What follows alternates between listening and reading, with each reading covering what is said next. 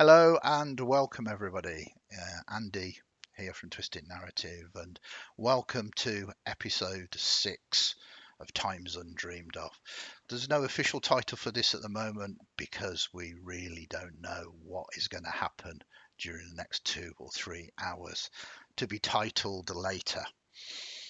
We did have some tech issues on the last episode, which didn't we played it through, but unfortunately hasn't made YouTube. So we will be doing a recap to cover what has happened in there, and then we will carry on the story for you. So first, let us introduce our cast. Then we will talk about a couple of products that we've just excitedly launched on drive-through, and then we'll go straight into it. So first, as always, Natasha, tell us a little bit about you. Hello, my name is Natasha. I'm playing from the Netherlands as usual. I've known Andy since 2016 or something, and been playing regularly with him online for the past year and a half, something like that. And liking Shadowdark a lot. Fast paced, very nice. Yeah. And Matt? Hello, I'm Matt, friend of Andy's, co-writer of Andy's, and we'll talk a bit more about that in a second. Also thoroughly enjoying Shadowdark, both from a player's perspective and kind of as GM and as somebody writing content for. I think it's a really exciting system. And interested to see where on earth we go in tonight's session. Absolutely. And then last but not least, Malcolm. Good evening and thank you. Yes, very interested in getting back into the Shadowdark and this particular tale that we tell. We have a lot of choices before us, it appears. Recap will remind us of them all, I hope. Absolutely. I shall do my very best. But before we go into that, as I say, we just want to plug a couple of publications that myself and Matt have written recently. They've just gone up to drive-through. If you do like Times Undreamed Of, they follow that sort of storyline and setting, but they are easily adaptable to anything else. But I'm going to let Matt talk about them. So the first one is, there we go, Den of the Red Masks. Den of the Red Mask, lovely. Okay, so this is the second adventure in the. So Andy and I have been writing up these sessions that have been happening. We've been turning those into adventures which aren't just what's happened and what you've seen on the YouTube videos. It's kind of a more expanded version of all of the things that could have happened that we perhaps didn't do. So this is the second in the Times Undreamed Of series that we're working on, and we have more in progress and more to come. But it's a nice adventure for kind of a 3-hour session, or possibly longer. Who knows, depending on your players and your party and what they do. But yeah, it's a nice, interesting exploration of some of the strange things in the city of Ipayor, and as Andy says, very much written from our perspective, written with Shadowdark in mind, but also easy to adapt to the whatever system you use and whatever game you want to play, and to kind of change to suit your table as best you can. Perfect. And I've run it for all sorts of different systems as well. It's designed and created with Shadowdark in mind because that's what we originally run it for. But because Shadowdark is an awesome, flexible and light system, it can easily be adapted to anything else. And then the second product kind of goes alongside it, really. I'm going to have to get it up onto the page before I remember the title. Well, it's a Thieves Quarter creation toolkit. But again, Matt, talk us through it quickly. So, building a wretched hive of scum and villainy is the long, complicated title that I just fell in love with. So this is very much a GM's resource and toolkit to build and help bring to life if you've got a Thieves Quarter, either if you're running the Times Undreamed Of sessions and you're wanting to explore the Wet Warrens a bit more in a bit more detail, or if you've got your own city and your own homebrew game, and kind of regardless of system, gives you loads of random tables to help create locations for encounters or places for hideouts or random events that happen through the city or things that your players can get hold of or be given, and so there's a whole bunch of potential quest plot lines and hooks in there. So it's this kind of expansive, I think it's about 20 pages long, resource for GM, whether you're playing in similar to the adventure. It works great with Shadowdark, but it can also be tailored to and adapted to fit any gaming system that you've got, to kind of bring to life a thieves' quarter of rogues and villains and generally unpleasant people. Thank you very much for that, Matt. Sorry, get rid of them. You can see me. You probably prefer pictures of the products instead of me. Please check them out. Both myself and Matt are very, very proud of them, and I genuinely believe that if this is your kind of thing, it will help you out. It's designed to assist you, to give you as a GM inspiration and the kind of ideas to take it wherever you want your table to go. Anyway, enough about that. We are about to descend once again into times undreamed of. So we finished the last recorded session with you outside the villa of Cephalus, having looked through the gates and the beautiful gardens that had numerous statues of the same sort of poet, all in bronze. An epiphany was had by, I believe, Jasmine, that these statues were of Ovixa, the mad poet in bronze, a human-looking manifestation of an elder being that sought to spread madness into the mortal realm. But you had a job to do. You believed that your quarry, this mysterious figure, this Tilly, was within this villa. You sought access, and access you got, trying to get a meeting with Cephalus, the poet.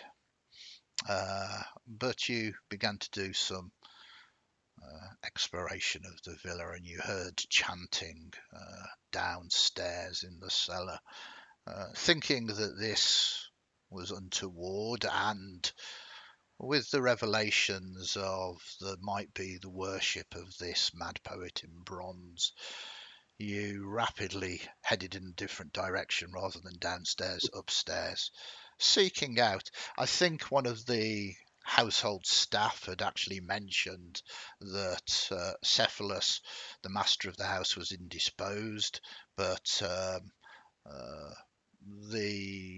the lady, I think she might have even called her Taylor, was actually resting upstairs, which led you upstairs, and you found her in her bedchambers. She was restless but unconscious, and you took it upon you to try and stir her, but she was most definitely in some kind of stupor. Trying to wake her, she gasped, and she gasped. A torrent of wind blew Jasmine, not just off their feet, but slamming them against the wall. Realizing there was no true waking her, and realizing she was drugged with some kind of amber liquid, you very rapidly managed to make your escape with Taylor over the balcony and out into your safe house. You did notice on the way back to your safe house a couple of these hunters that were seeking her, but they did not notice you. And this is where you find yourselves now, back at the safe house with this unconscious individual, this ethereal being, although seems to be of flesh and bone, pale, wisps of clothing upon her, but certainly with a breath that can knock people off their feet. So this is where we'll open our scene tonight as we delve into Times Undreamed of, as you are perhaps deciding what your next move is before she truly comes into consciousness. Over to you. So how long until you guys figure she will wake up? I have no idea how long this bleeping will take. I would say when she wakes up naturally, then that's probably good by that point. Then I think we need to work out what our suggested maneuver is. I think,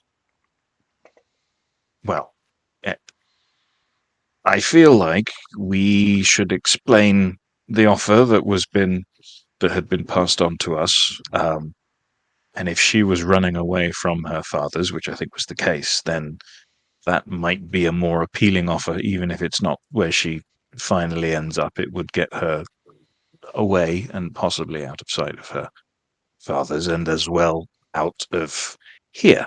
And So allows us to fulfill our commitment rather than put yes, ourselves at odds with yes, quite a probably significant force in the multiverse of. yes. So I think we give her the full hour's sort of honest story, and this is the situation, and I think probably ask about her breath, and that's if that's a thing that she'd be willing to provide at this point, then we can Mhm.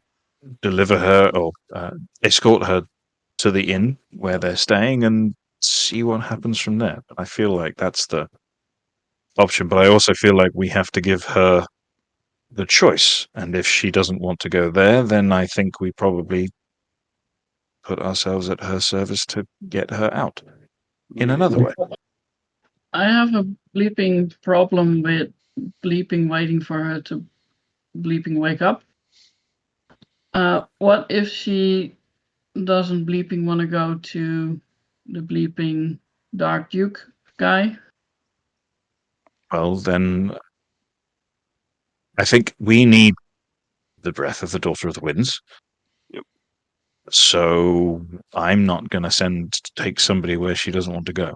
But I'm it's not whether one we for can that. capture that breath, contain that breath in any way ourselves, and then she doesn't have to visit the Dark Duke.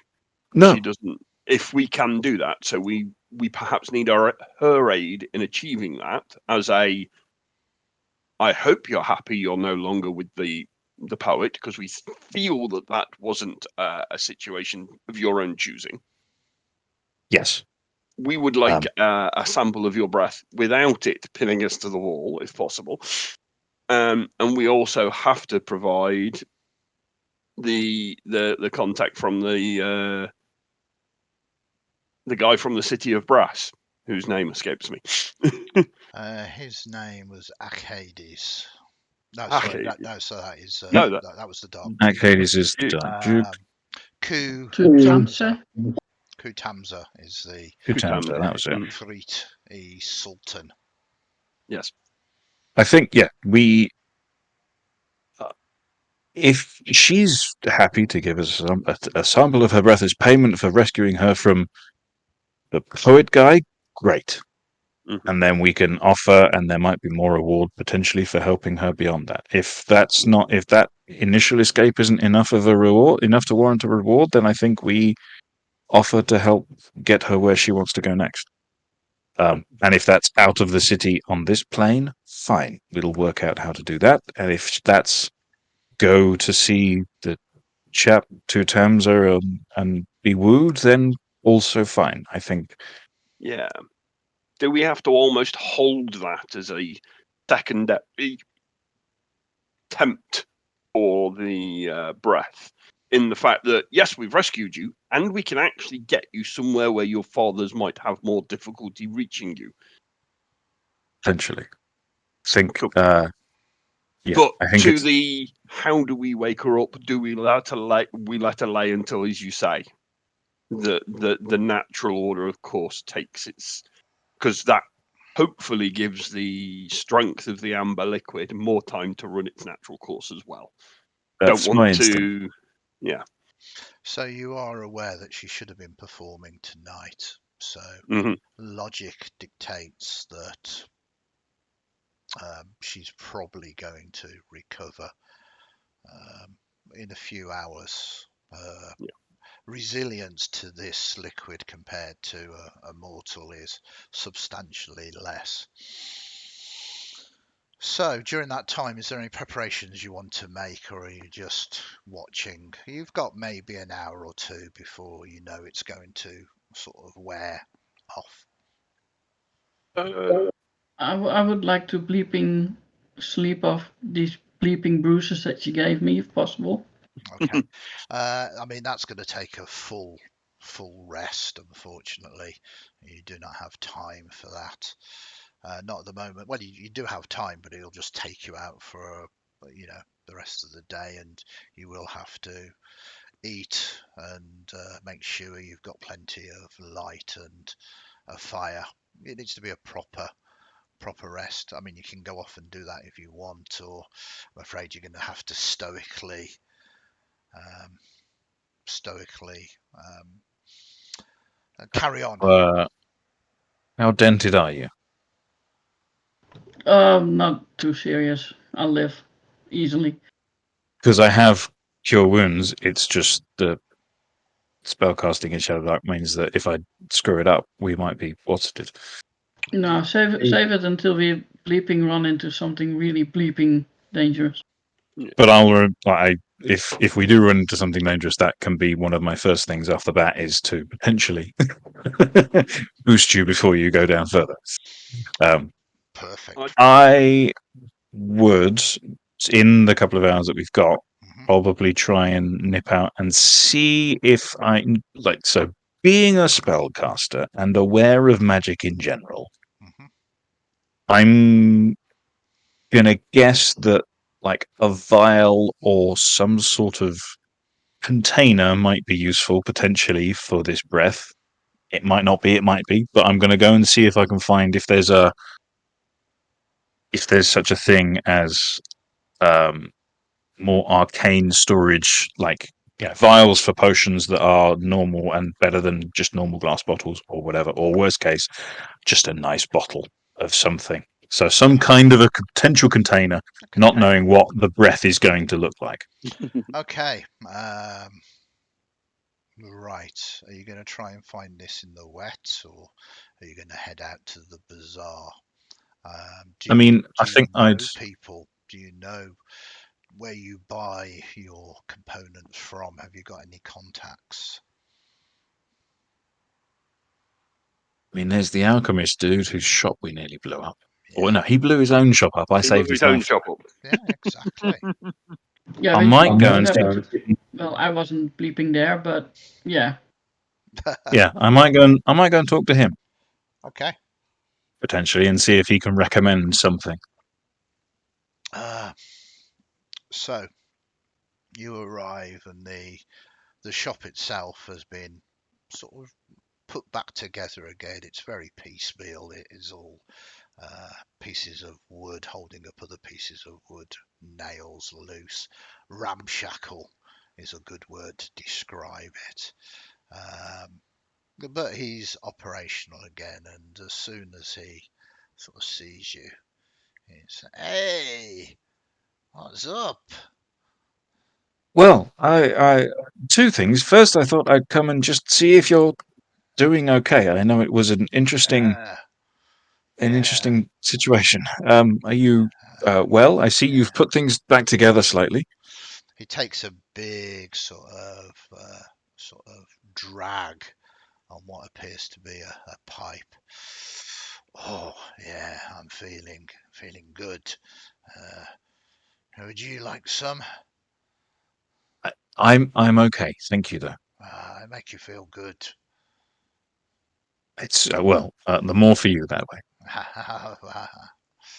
That's how maths work. So I also came because I've had an interesting query, and I thought, knowing that your trade being what it is, I wondered if you might be able to help me, possibly. Well, anything for you, my friend. You goddamn saved my life.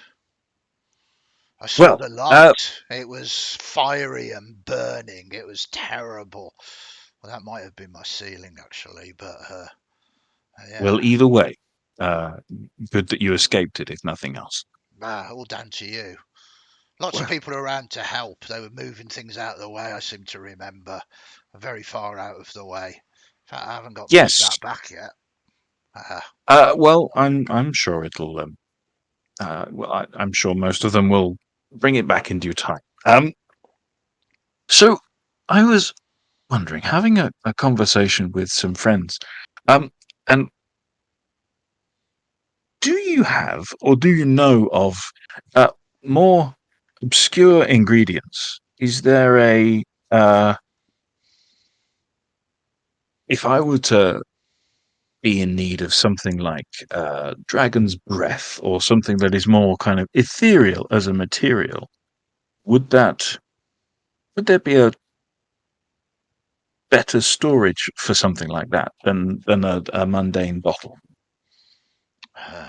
I'm sure we could try and work something out, he says.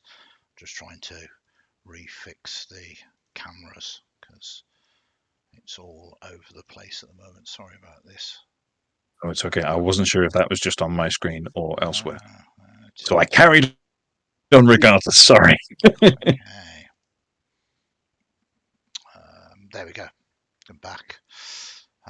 My very dodgy webcam. So say the question again. I thought I was gone for a moment. It's this. So, if I wanted to capture, say, I don't know, for as an example, off the top of my head, an angel's sigh or dragon's breath or something that is elemental as but more unusual as an alchemical or kind of arcane ingredient, is there a better storage or a type of storage that's particularly good for something like that? Like if it was the wind from a certain place or something like that. Well, yeah, I guess. I mean, very different. Think like a dragon's breath. Depends on the nature of the dragon, first and foremost. But secondly, yeah, good luck with that. That's not something you're able to either Well, provide or point me in the direction of. technically, you'd be holding it up and it would breathe, and the bottle perhaps would survive, but I'm not sure you would. But maybe if I make a suit of the same material the bottle is made, Well, or maybe perhaps put you in an even bigger bottle. I feel we've been sidetracked slightly by the dragon idea. That was only an example. What about, say, if it was the north wind? The north wind. Oh, yeah. Well, I mean, air would be contained into a bottle. So would you say if that was I was asked to go and fetch the breath of the north wind, for example, that just a mundane bottle would do the job? But it's interesting, really, because you want it to go in but not out, and you want all the other stuff to go out and not in, because, well, it depends whether you want it pure or impure. I would say pure is better, surely, when it comes to So alchemical it's things. not so much just the bottle, it's a filtration system of sorts. In effect, you would have to have it as a vacuum, and then but liquid would work that way. So you have a bottle full of liquid. It is the wind goes in, the water comes out, and then the timing as the last of the water comes out, you need to stop it, and then you'll have pure. Yeah, Ah, it can be done. so It can be done okay.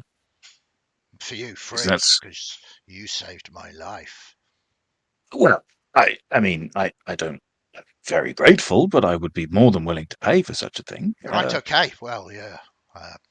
Say 100 gold. But then I did save your life, I You suppose, did? didn't Oh, I? yes, you did, indeed, yes. Well, is this something? Well, if you would be willing to provide this, then I would be potentially in your debt instead, and that the roles would be reversed. But if it's something you are able to provide, then I would be very, very grateful. He just moves across, moves some things out of the way, grabs a bottle, puts a cork in. You need to provide your own water, though. Well, I'm sure I can probably do that. Doesn't need to be water, any fluid. Gives you a wink. Right. I don't wink back.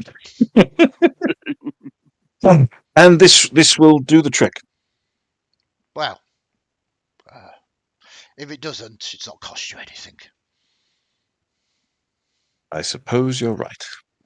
Well, I'm glad to see that you're well, and thank you very much for your help. And I hope the restoration continues and is all good. Yeah, a sort of bit of the ceiling just collapses when you say that. Work in progress. Yes. Very much, but it will be done very soon, I'm sure. Yeah, you can step out. You'd have to go through the door. There's holes in the wall or whatever, so you can choose whatever exit you would like. Well, I go through the door. It's only polite. And I kind of, with a wave and a nod and a thank you very much, I leave with my perfectly boring, mundane glass bottle. But you don't know. You are assuming that it is. Either way, yeah, I take it and I go. And I would also source water in some way, shape, or form as well This is on the the way way back. Warren's best to look with that. You can certainly get some kind of water. No, there are sort of rainwater collectors that people tend to wash in and stuff like that. There's no real bathhouses in this district, but there's rainwater, which is about the cleanest that you get. Most people here don't drink water; they drink ale. It's kind of sort of very light alcohol limit. But yeah, it's one of the reasons why there's so much violence on the streets. Okay, but you return, and it hasn't taken you particularly long to do that, and you return to the other two, Jasmine and Thorsten. You do have opportunity yourselves to have gone off and done something during that time. If you don't want to, we can push forward to when she begins to come into consciousness. I think Thorsten would have just made sure he's been able to source a couple more torches to get him back up to full count. Perfect. That is no trouble at all, and unless you particularly want to role play through that scene, it's well, you never know who interesting you might meet, but that's absolutely fine by me. Mhm. And Jasmine, are you just keeping a suspicious eye upon? Okay. Yeah, basically she would have sat down on some chair or bench and put her legs up on the table, boots and all, muddy boots and all, and just kept an eye on her charge as she sees it.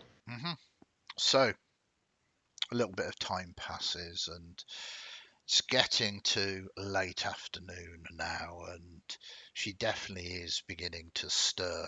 She comes into consciousness, but is still under the effects of this amber liquid. She opens her eyes, and you can see she takes a sharp intake of breath. Does anybody want to say anything before she exhales? You're safe, and we mean you no harm. She breathes. Do you? You're outside. Do you remember whatever us? the area? What was the name of the rich place? I forget.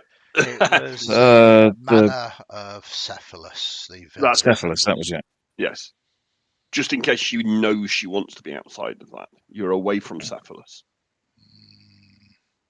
And Jasmine is still sitting on the chair with her muddy boots on the table. She's not going anywhere near the Talia. She pulls herself up, and it's kind of strange. You see her sort of pressing down on the mattress, but it's almost as if now there's no weight going as she sort of rises up. And she's only about 5'2", waif-like, really, almost elfin, but so pale, but a tint of blue there as well. I am elsewhere.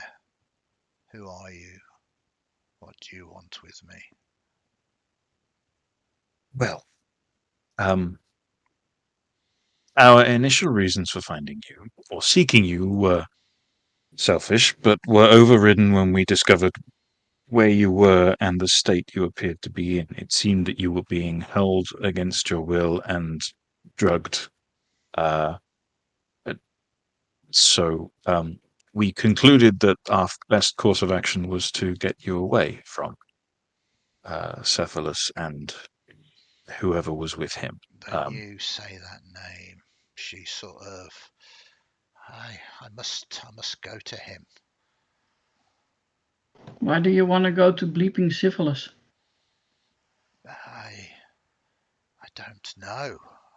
You say his name, and I feel I should be there.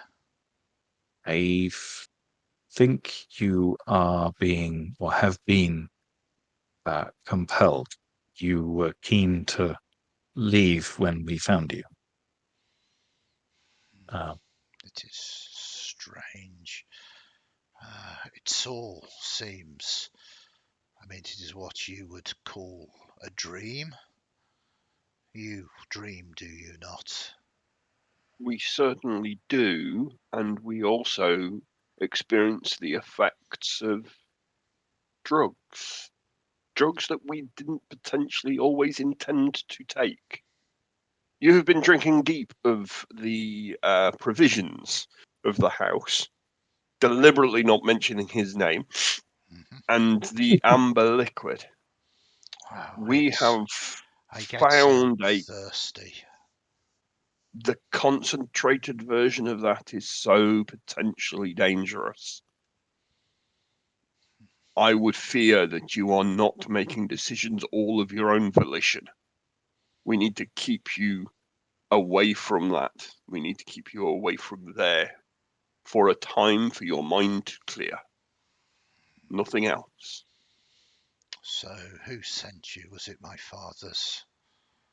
No, No. we do not have any contact, nor would we wish contact with your fathers. They We are. have been working. Jasmine remembers the descriptions of the Dark Duke Arcades also being mentioned to be elven looking but human. Is there any comparison between the looks of her and Arcades in any way that they might be related? No, Jasmine, at least. it's most definitely a different sort of form. You think that the Dark Duke has an ancestry of elfin-like sort of ancestry, not quite elves, but not quite human, a different ancestry. It is well known that, unfortunately, it is not as cut and dry as the fairy books. You don't just have elves, goblins. The sort of elfin ancestry has many subtypes of different kinds of creature that would be considered maybe of the main branch of elfin kind, but they have their own, going back eons, ancestral tables. Thank you. And yes, just to clarify, no, they are most definitely very different. She says, my fathers no doubt look for me, and They are very quick to anger. I would not wish you to bring danger upon yourselves. I doubt any bleeping one of them would start looking in this bleeping, forgotten bleeping hellhole. You'd be surprised. As my No. friend wished to explain, yes, we did seek you for our own benefit to begin. We have been working within the city and have need of your support in that. But we felt it better to bring you to a place where you can be of your own mind before we ask our favour. We also were made aware that your fathers seek you. We have accepted that risk up to this point. We ask a favour of you now. We are seeking to create a potion. And one of the ingredients that we have been described to us for the creation of that is a sigh of your very own breath. Would you be willing to share such a richness with us? You realize if you carry a part of me, you will have power over me. You ask much. It would only be, I feel, for the time that it stands in its own right as your breath. The consumption of that ingredient into the potion, though I know nothing of the arts, my friends and our benefactor will be able to tell us more. I would hope that that would end any fear you have of any power we may have over you. So you're asking me to trust you. And that we may also be able to provide you an escape further from your fathers, certainly further than this city, and certainly away from that house where we feel, and I think you will come to understand yourself, you have not been able to make decisions fully of your own.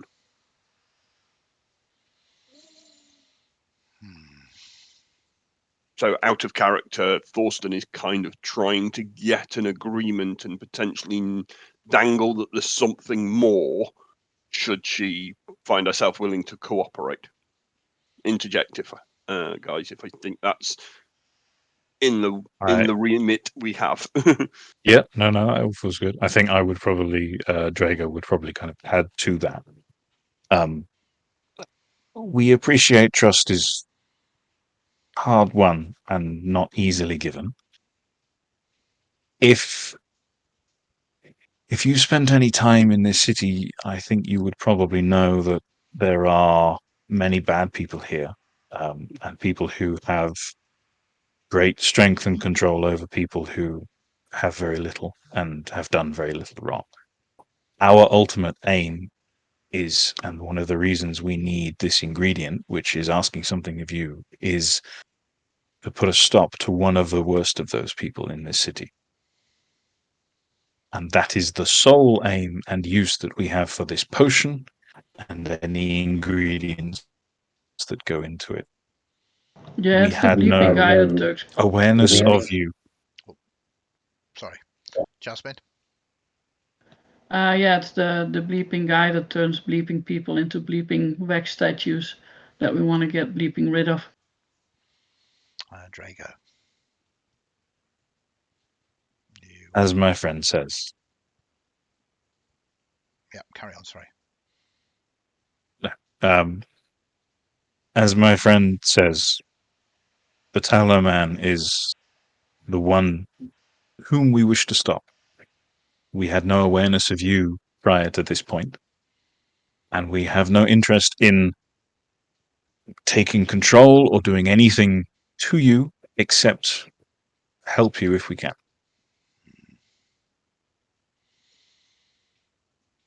She looks at you all and is weighing up. There's quite a few things going through her mind.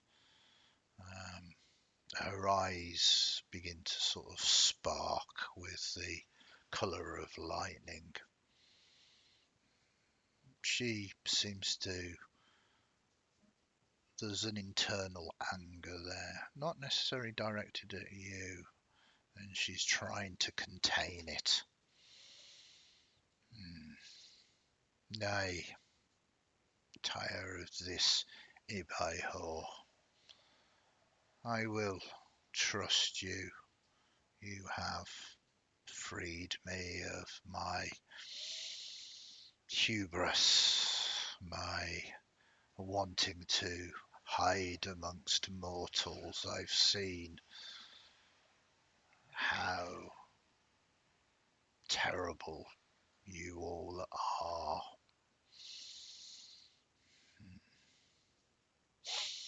I have decided I will give you your parting gift of a sigh no more of my breath, and then I will return to my fathers. I will become what they spawned me for, and then I will return to Ibaiho, and I will wipe clean those that have wronged me.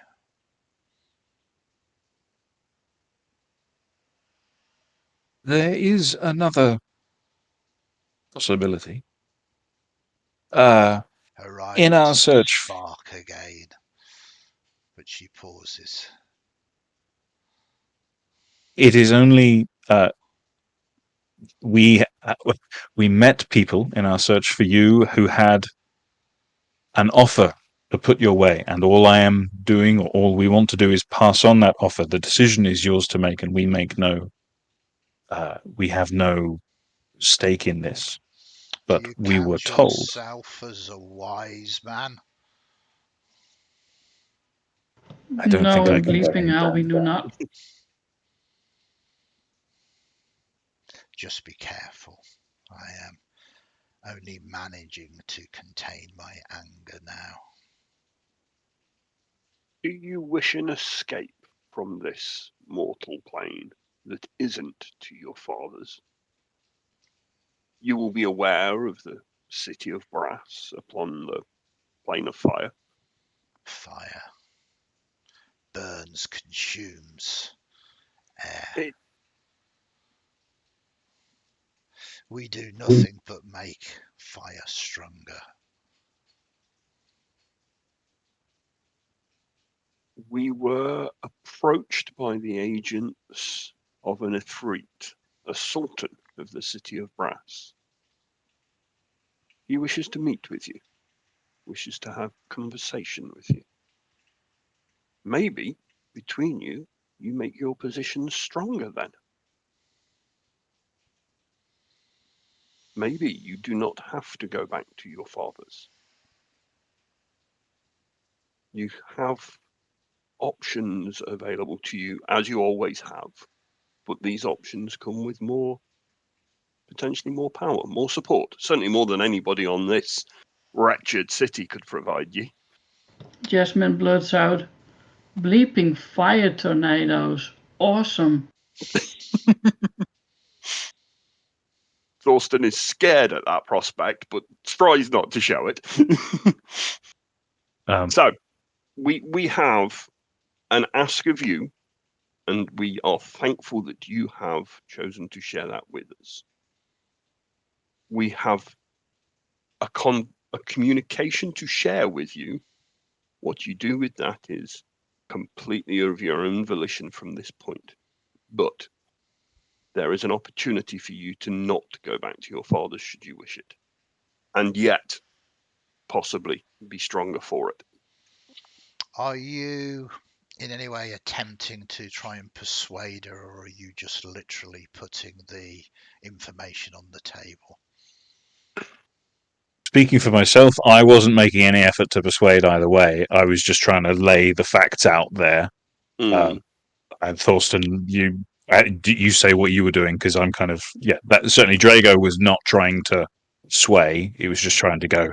There's also a fact that we know, because he promised to pass on the message, so he's trying to keep his word, basically.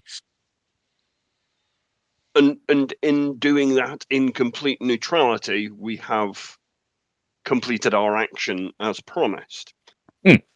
Mine, as a player's perception of that, is that will the the perception of that action be strong enough, given that it's happening in this environment? Which is why Is it worth a attempted persuasion roll for its potential? Again, gaming now, remembering this is a game as well. If we were to fail at this, what happens? Could be a risk.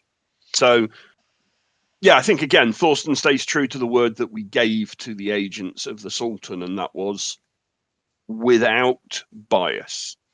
We are doing this as a passing of information. And we take that risk, I presume, is the position we put ourselves in. Jasmine?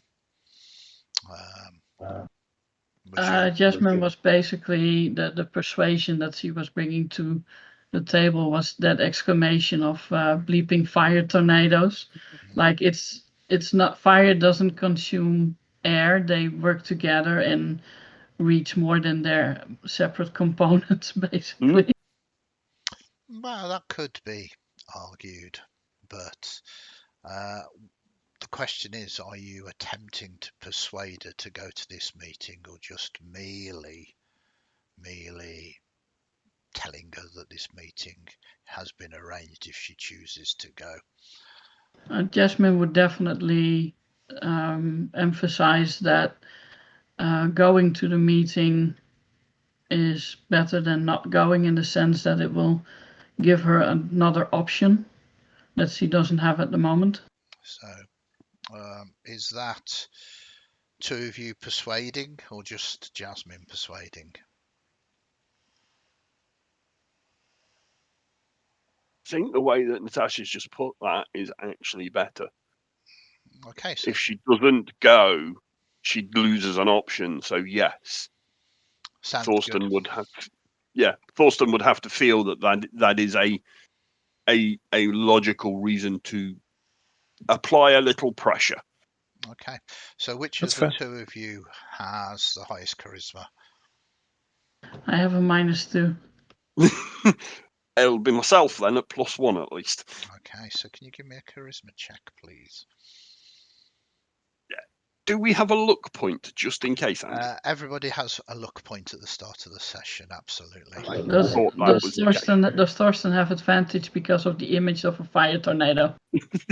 No, because she's not That would be great. convinced that fire does not consume air. Wow, the dice tell a story, and this is why sometimes we have to make rolls. And I kind of knew that was the conversation we were trying to have. Is this a mechanical, you are persuading? And if anything, Natasha, it's your fault we rolled. Absolutely, and your words have weight, and she considers them rather than just throwing them out, or even becoming angry at you for attempting to talk her into such a liaison. But she nods, she considers the word and says, I cannot argue that having a number of choices. So she, over this period, it's taken her, it seems that every moment she's conscious, she is throwing off the effects of the amber liquid at a rapid rate, and she's gone from being almost into a stupor to being her eyes now, as I say, there's literally sort of lightning crackling from them, and it makes you wonder whether the amber liquid was to somehow contain this a little as well, as she's beginning to reach full strength. But true to her word, she does. Drago, you have a bottle. Have you filled it full of water? What do you I explain filled it. to her? So I was not sure how best to capture your breath, so I spoke to an alchemist acquaintance, and he suggested that to keep the purest sample of your breath, we have a bottle that is filled with liquid, and then we capture the breath in, and as the liquid is displaced, once it's full, I put the cork in. That's what I've been suggested to do, so I have this fetching bottle of water. If you have a better idea, or you are more aware of how these things should work, I bow to your experience, and I can only apologize. She says, "Are you ready?" Yes? She just breathes, and the breath goes obviously into the bottle, and the water is displaced as well and kind of begins to flow out of it, sort of splashing around you. But you yourself, you can feel the breath right across you, and your hair sort of whatever. Have you got hair? Have you got hair? Uh, I don't know, Dragos. Yeah, I feel like Dragos probably got like just a bit in the center that's just swept back. It's kind of blown back, and your clothes, and you're sort of holding on to this as best as you can. But of course, we need a sleight of hand for you to get it in at the appropriate time. There is no sleight of hand roll though, so how about a dexterity? Unless you can persuade me for something else. What is dexterity? Not one of your best stats.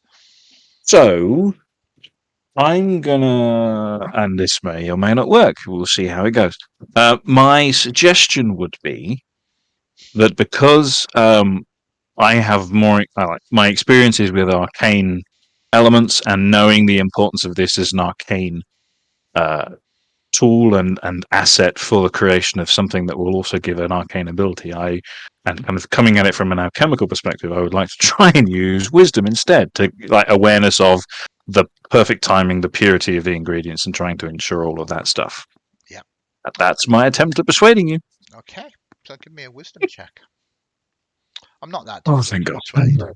persuade. I just like to make players sweat a little bit. Yeah. No, I definitely go with a +2 instead of a -4. If at all possible. Right. Hold out to your butts. Very nice. Okay, so 18 plus 2 is 20. So this isn't about sleight of hand. That would have been actually the worst way. Trying to get the cork into the bottle with the wind flowing, almost an impossibility to push it across in time. The way to do this is to trust in this, well, embodiment of nature, and you take the cork and you time it and you throw it into the gust of air, and it follows the wind. And as the wind blows it and seals it with the last of the water out, you have captured the breath of a tally. You have a bottle of the Psy. Um, this takes up a gear slot.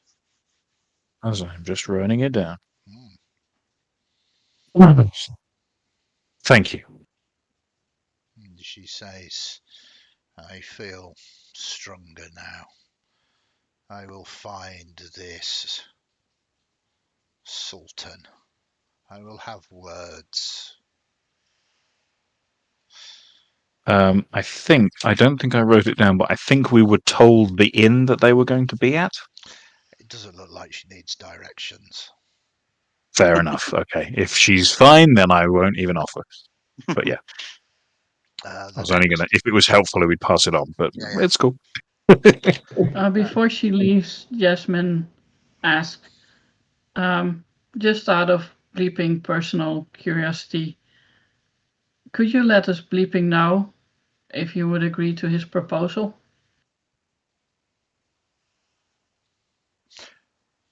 I will send a sign. Thanks, it would make the bleeping bruises worth it. I guess. Find this difficult, but I owe you much. But I believe that has been repaid. So, Yes. Thank you. I think you have helped not only us, but hopefully, if we can do what we need to do, many people in this city. Thank you. then the room just kind of fills with air, a whirlwind of air, and it kind of pushes you back, takes you off, and you kind of almost close your eyes for a moment as it just dries your eyeballs, and the next moment the door to your safe house is blown open, and the storm subsides, and you are there alone together.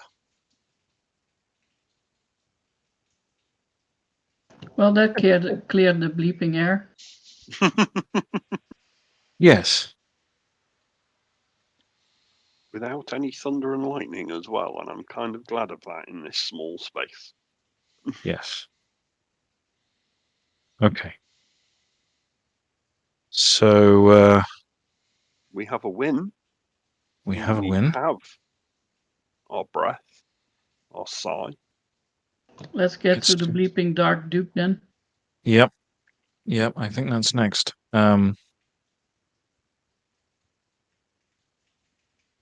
Here's a question. I still have the bottle with the remainder of the amber liquid.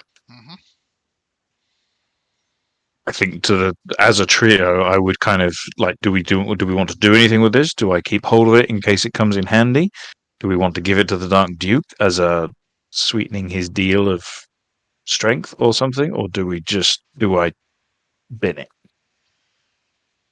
I think there's enough of it around, most likely, that binning it as this is a dangerous sample of something doesn't do anything. So No. we should make use of it somehow. Perhaps our alchemist friend might be able to tell us a bit more about how we might mechanically use it. Or we might bleeping spike the wine or the ale for the bleeping guards in the bleeping Talonman's bleeping tower. Possibly. Yes, that sounds like fun. Yes, I also still have Milk of the Lily to do that as well, potentially. But yes, okay, I will keep hold of it then. It was more just I noticed it on my thing, so I You thought I'd. don't think further examination of it is going to lead you to any more than it basically is a sedative. It kind of makes people susceptible to suggestions, but Yeah. also, can render people unconscious as well. Okay, yeah, I think my wariness was because mention of his name had suggested so if I think it's just the nature of the drug as opposed to it has some sort of arcane Yeah. connection to. Cool. Okay. Yeah, Great. it's not him uniquely that Yeah. gains the power. Yeah. Yeah, and I guess considering the strength of the creature he's been attempting to influence is why he's got a very concentrated version. We might be able to make use of that at much lower dosages. Yeah, absolutely. No, that's cool. Great. Drago, whatever you do, don't drink it. I'm the one who didn't drink in that house. Thank you very much. One of us didn't drink anything. It was me. Anyway. Fair. So yeah. So I guess we're back to the docks, aren't we?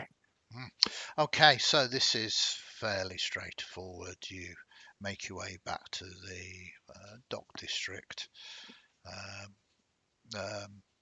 You signal your return, and a boat is actually sent for you this time.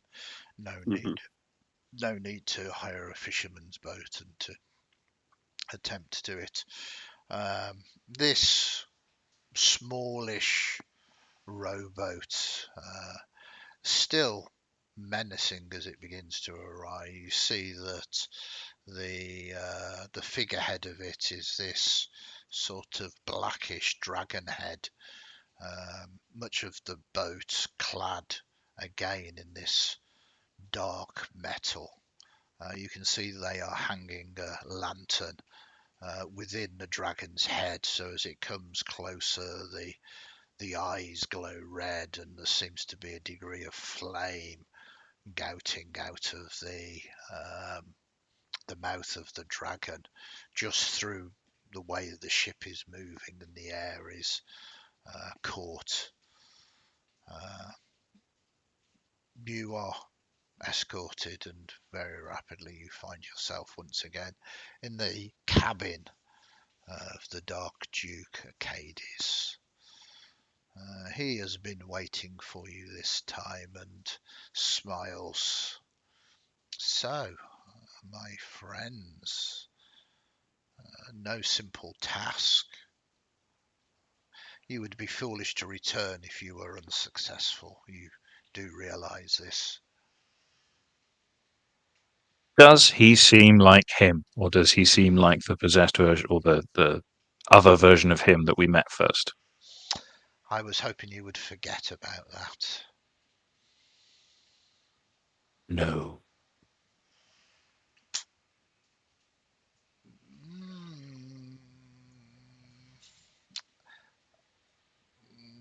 Can you give me a wisdom check, please? Yes, I can. It's too early to tell, really. You don't really know the Dark Duke or the Talaman. You're gonna have to. Is Yeah, his it's lieutenant more. next to us? Sorry, say again. Is his lieutenant next Oh to yes, us? yes. I just asked him the question. He kind of shrugs. It's difficult, difficult to tell. How can we make him do that spell again? That the ward thing that he did like last time. Do we need to make him angry again? No one makes the I can bleeping do that. Dark Duke do anything he doesn't want. Drago, that wisdom check, please.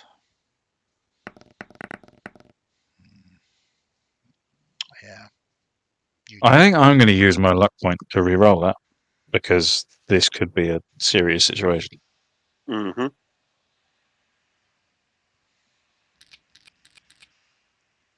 Oh, good. I'm so glad I burned a luck point on that. You can have my luck point too. You can use all these luck points up if you want. It feels like it's burning them pretty quick. Do we want to save it, or shall I try it again? I was going to offer mine, so I'm on board with getting this right. Okay. Third time's the charm. It's a bad luck charm. Another 2. Gee whiz, this is awful. Paranoia is a terrible thing. Take the final one. Jesus. On that. We can't let the Talaman know we've been successful, which is the paranoia Andy is exactly playing with right now. But we can't, so.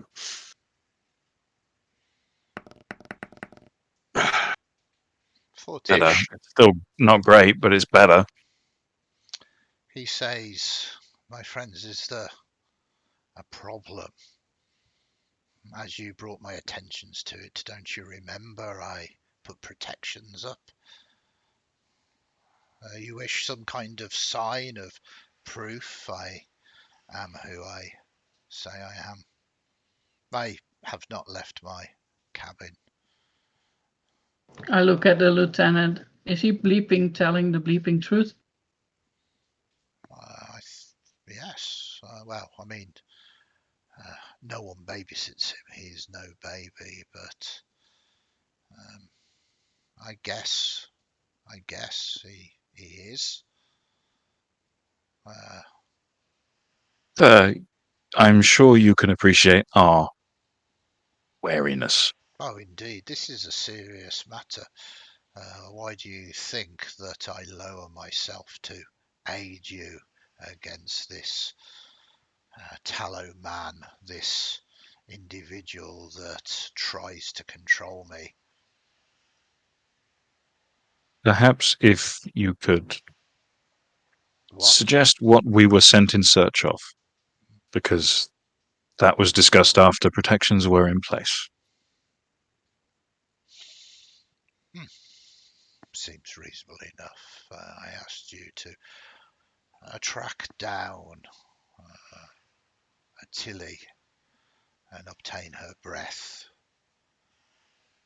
so that I may make a concoction for you so that you can uncover the most secret of places of the Tallow Man and destroy his effigy so you may then strike at him. Catching a look with my two companions, then apologies for our wariness, but thank you. No, not at all. This is a very serious matter. We were successful. Well, this is good. If you have it, it will not take me long. I have arranged for the other ingredients to come here. The breath will be powerful. It will make this strong. I hand over. He takes it. He sort of stands up and he moves across, and you see that there's an array of alchemical equipment. He begins to skillfully manufacture something. There is a combination of skill in alchemy here, otherworldly sciences, and magic. All in all, maybe an hour passes as you perhaps stand awkwardly. He's not offered you any refreshment or a place to sit. Do any of you do anything? Yeah, Jasmine would have just sit down on the floor at some point and just sharpen a blade or something. Thorsten might want to have a quiet word in Drago's ear. Perfect. On the basis that, can we be sure what he is doing has no impact upon the lady herself? Can we be... I know nothing of the arts beyond the material.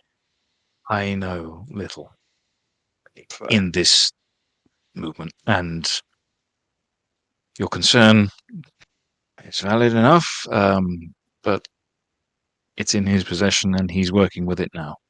Yeah. And even I'm not sure there's anything we can do at this point. And even asking the question might lead the Dark Duke to understand something that he perhaps as yet doesn't, given that we were told a certain thing about this Yes. breath. So, Yeah, it's just a risk I needed to voice. it's and it's one we should have considered before this point. Also, what Jasmine is doing with her sharpening of the blade, any rhythm that the Dark Duke has to his potion handling, her sharpening will just be offset to it enough to quite possibly annoy him.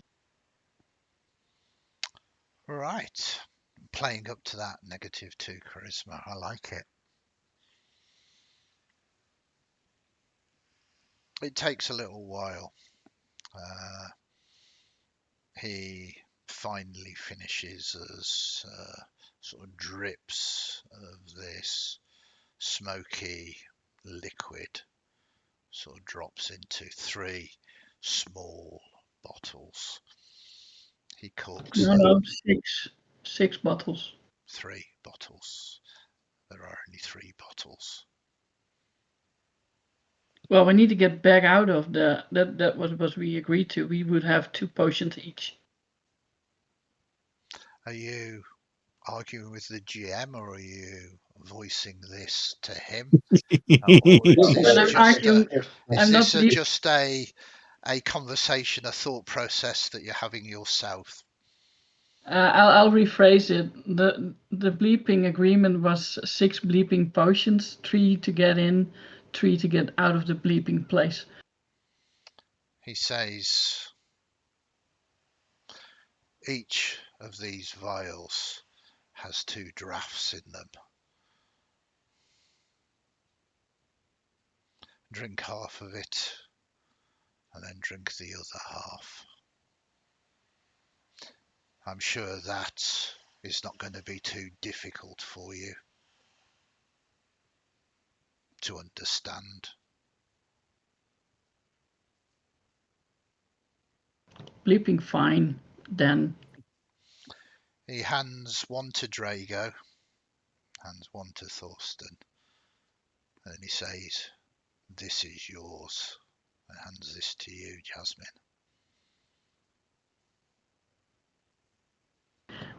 Jasmine takes it, turns to Thorsten and says, "Bleeping want to swap?"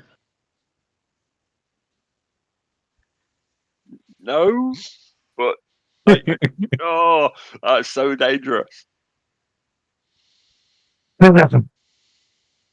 I would not argue with the Dark Duke over the decision that he has made to provide you a personal gift, whilst in the Dark Duke's presence, at least. Perhaps very sensible. He goes, sits back down and says, "You have what you have asked me for. Deal with this monster. And I would appreciate you reporting back, whoever makes it safely out of there, and telling me that that effigy of mine is available for collection." Not destroyed. I do not know if destroying that will cause harm to me. I would much rather have my men collect it, Very well. unless you wish to bring it to me.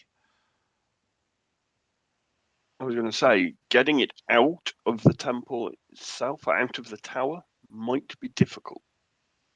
Well, report back to But me once the death of the Tallow Man is done, and I will send my men in to collect it. one last question, if I may, before we leave you in peace.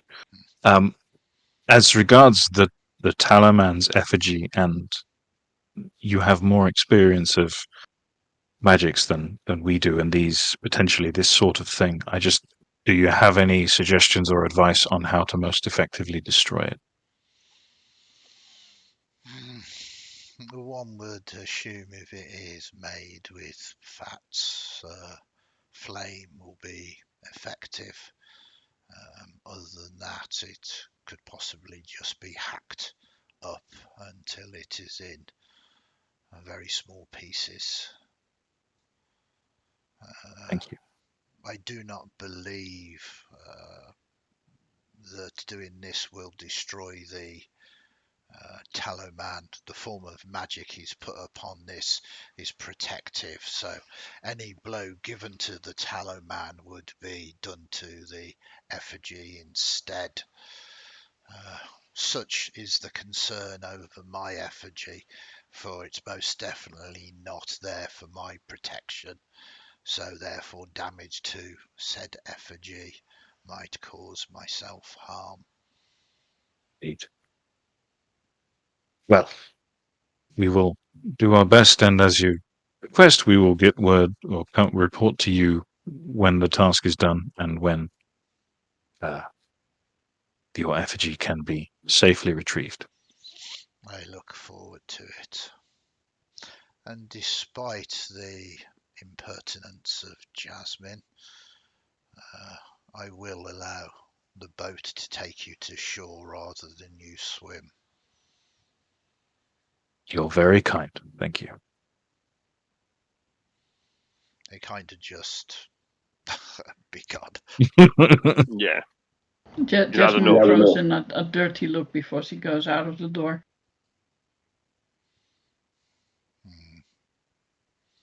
Perfect.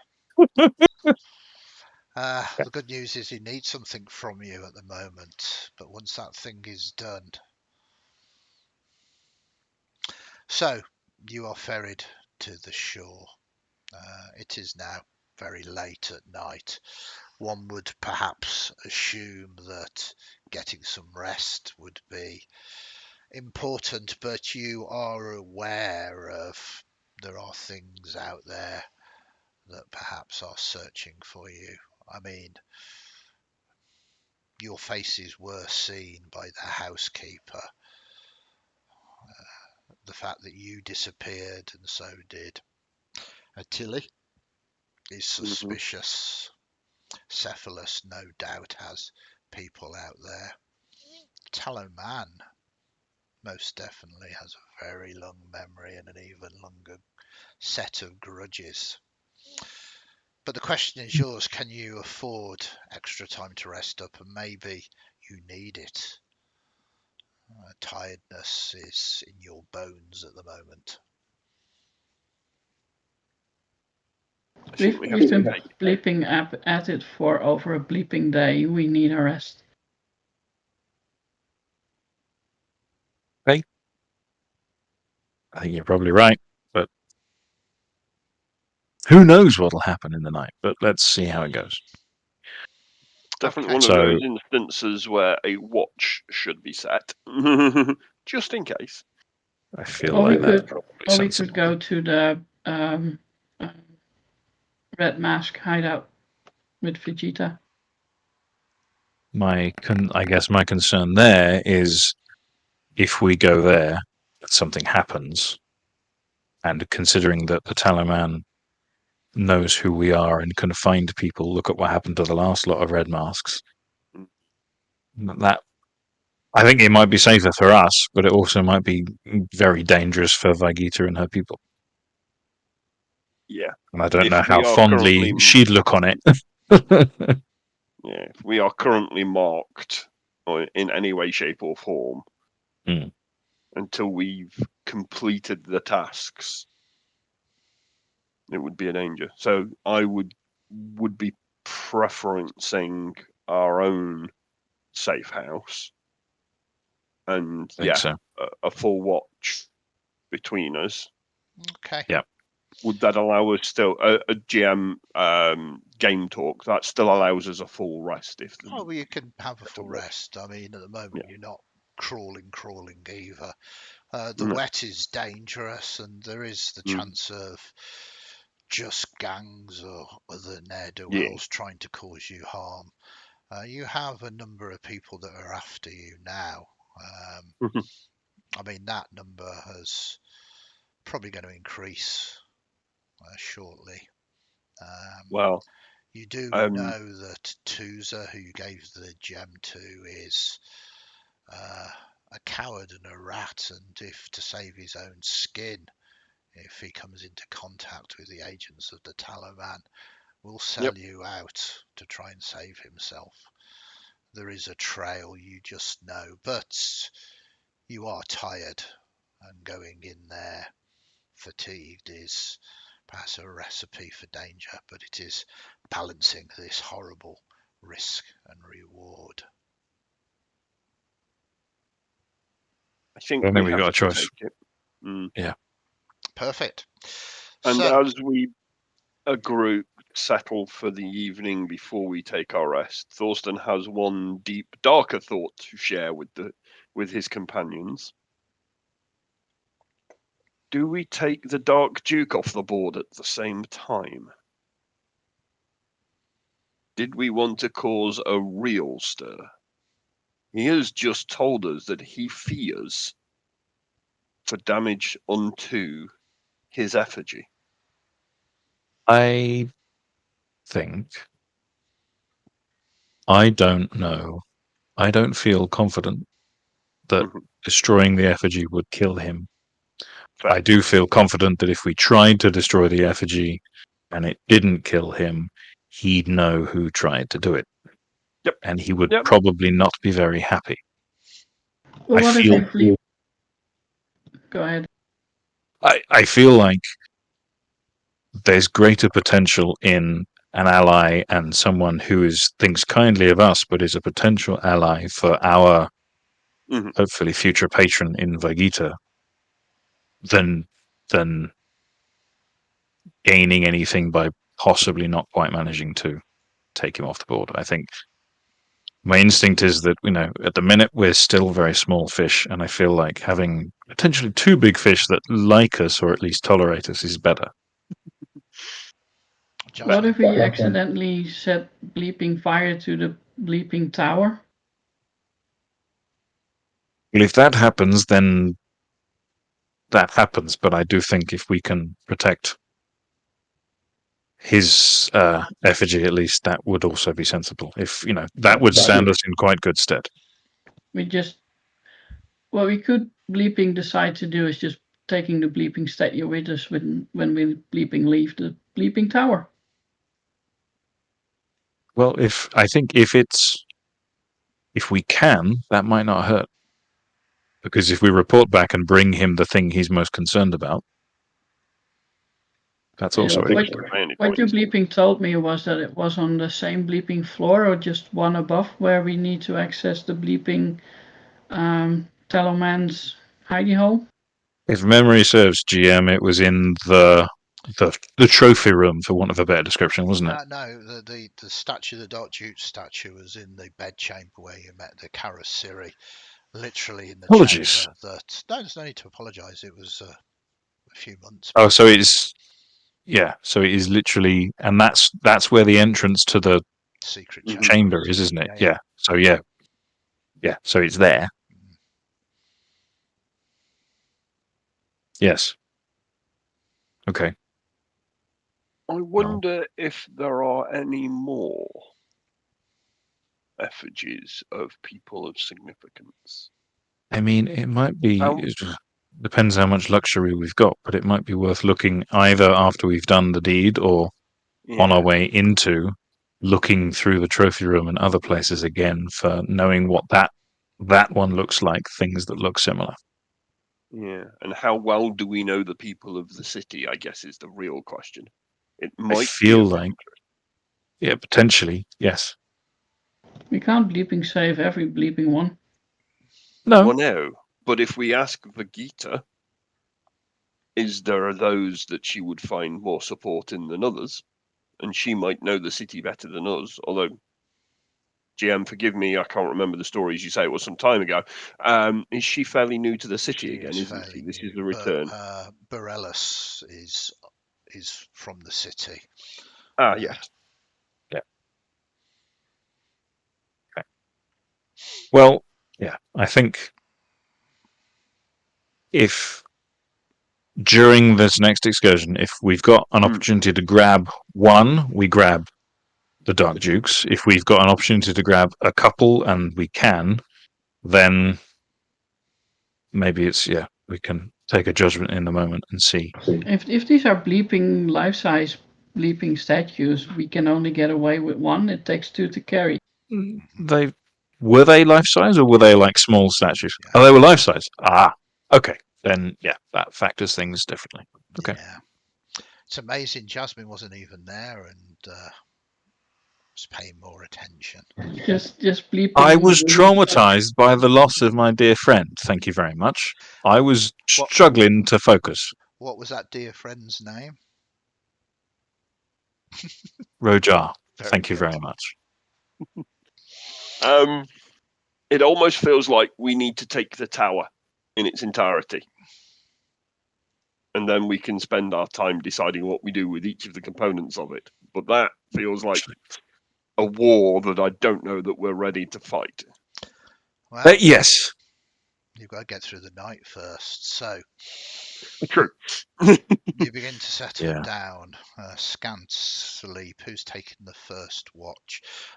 You will all need to eat a ration during this point. So cross one of those off your crawl packs. and technically speaking, this is going to cost you the resources of 3 torches. So you need to decide if that's going to be 1 torch each. The reality is you can restock these because you're not in the middle of a dungeon or anything, but you are taxed as part of resource a torch each as well to do this. Now you are in a relatively safe place. I say relative, you're kind of in the wet. So I'm only going to make 3 random rolls through the night, 1 for each of your watches. Who is going to be wanting to take the first watch? Jasmine would like. Perfect. Okay. So, Jasmine, can you give me a D12 roll, please?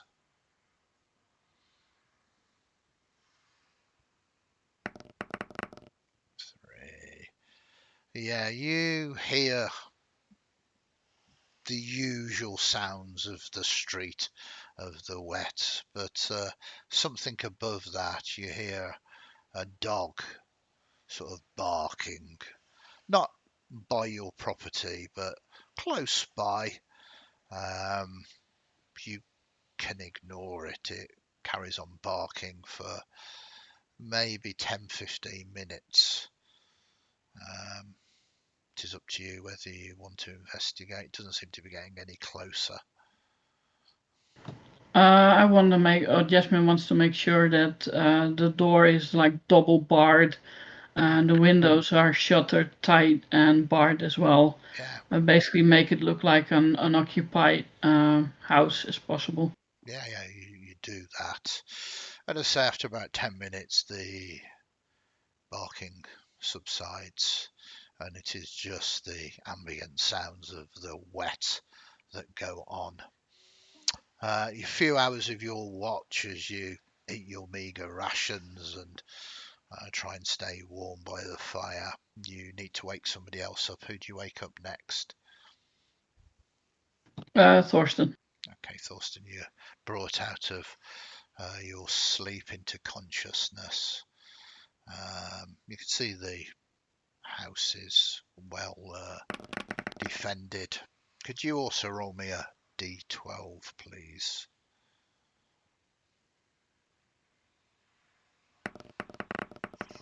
3.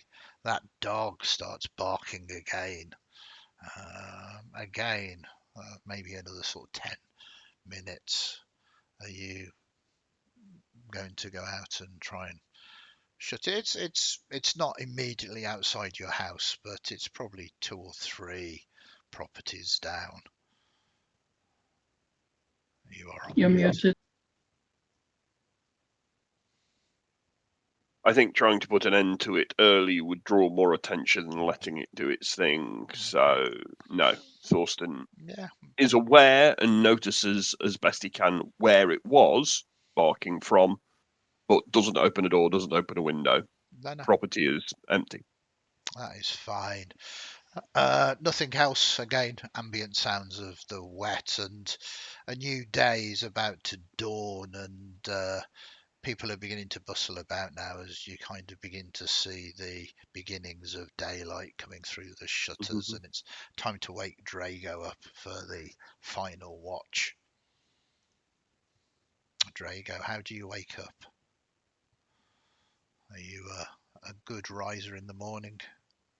Yeah, no, I think I'm just kind of first shake, eyes are open and alertish, and feeling, having had, I assume I've effectively had a full rest by Yeah, this point, so more I'm or less, yeah. yeah feeling refreshed, and I was kind of fine to begin with anyway. So yeah, just up and ready to watch.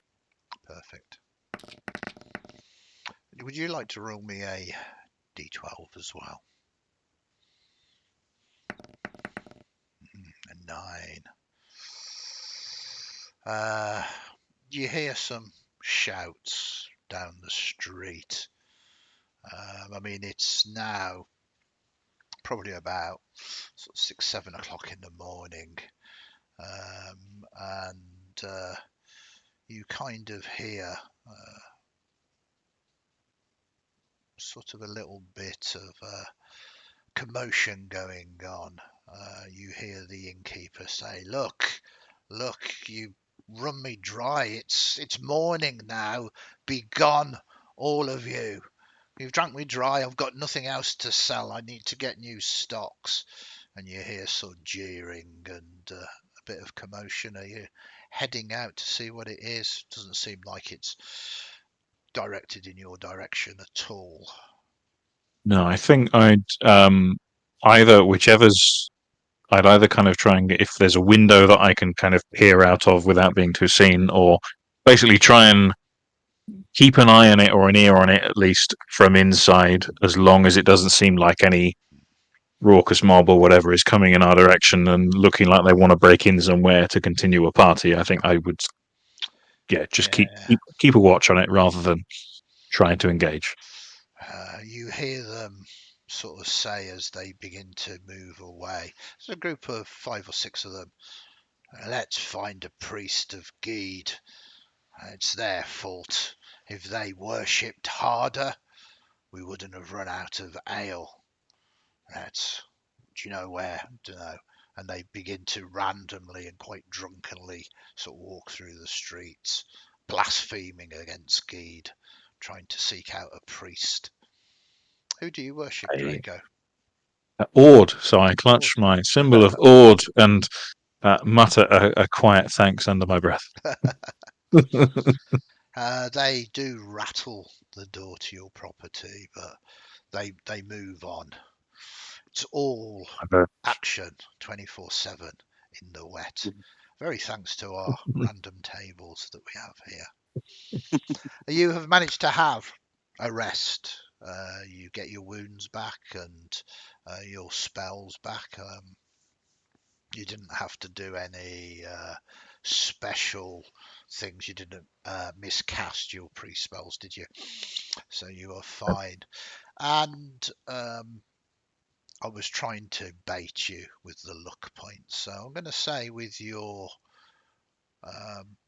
potions that you've got given to you now, you come into consciousness with a sense of at least you can at least do what you're trying to do.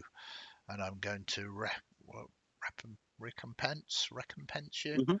I'm going to give you a luck point each. Hey, Which you Progressing the story. Yeah, which you can do in the rules. Luck points can be given out. You're not allowed to have more than one each. I don't feel bad for baiting you. I found it funny, but it was very good and very well remembered as well. So it is a new day. This is Shadowdark. Let us not repeat the conversations we had before you rested up. Your job, you know the time is ticking, is to get to the tower and to end this.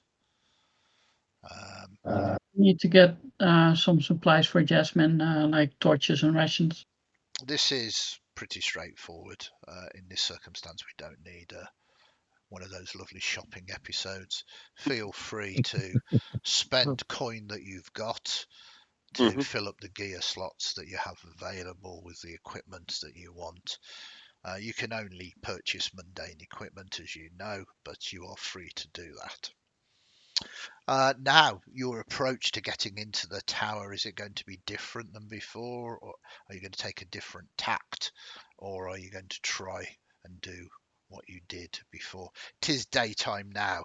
If you want to pass time, again resting up till it's dark again, we can pass time. The choice is yours.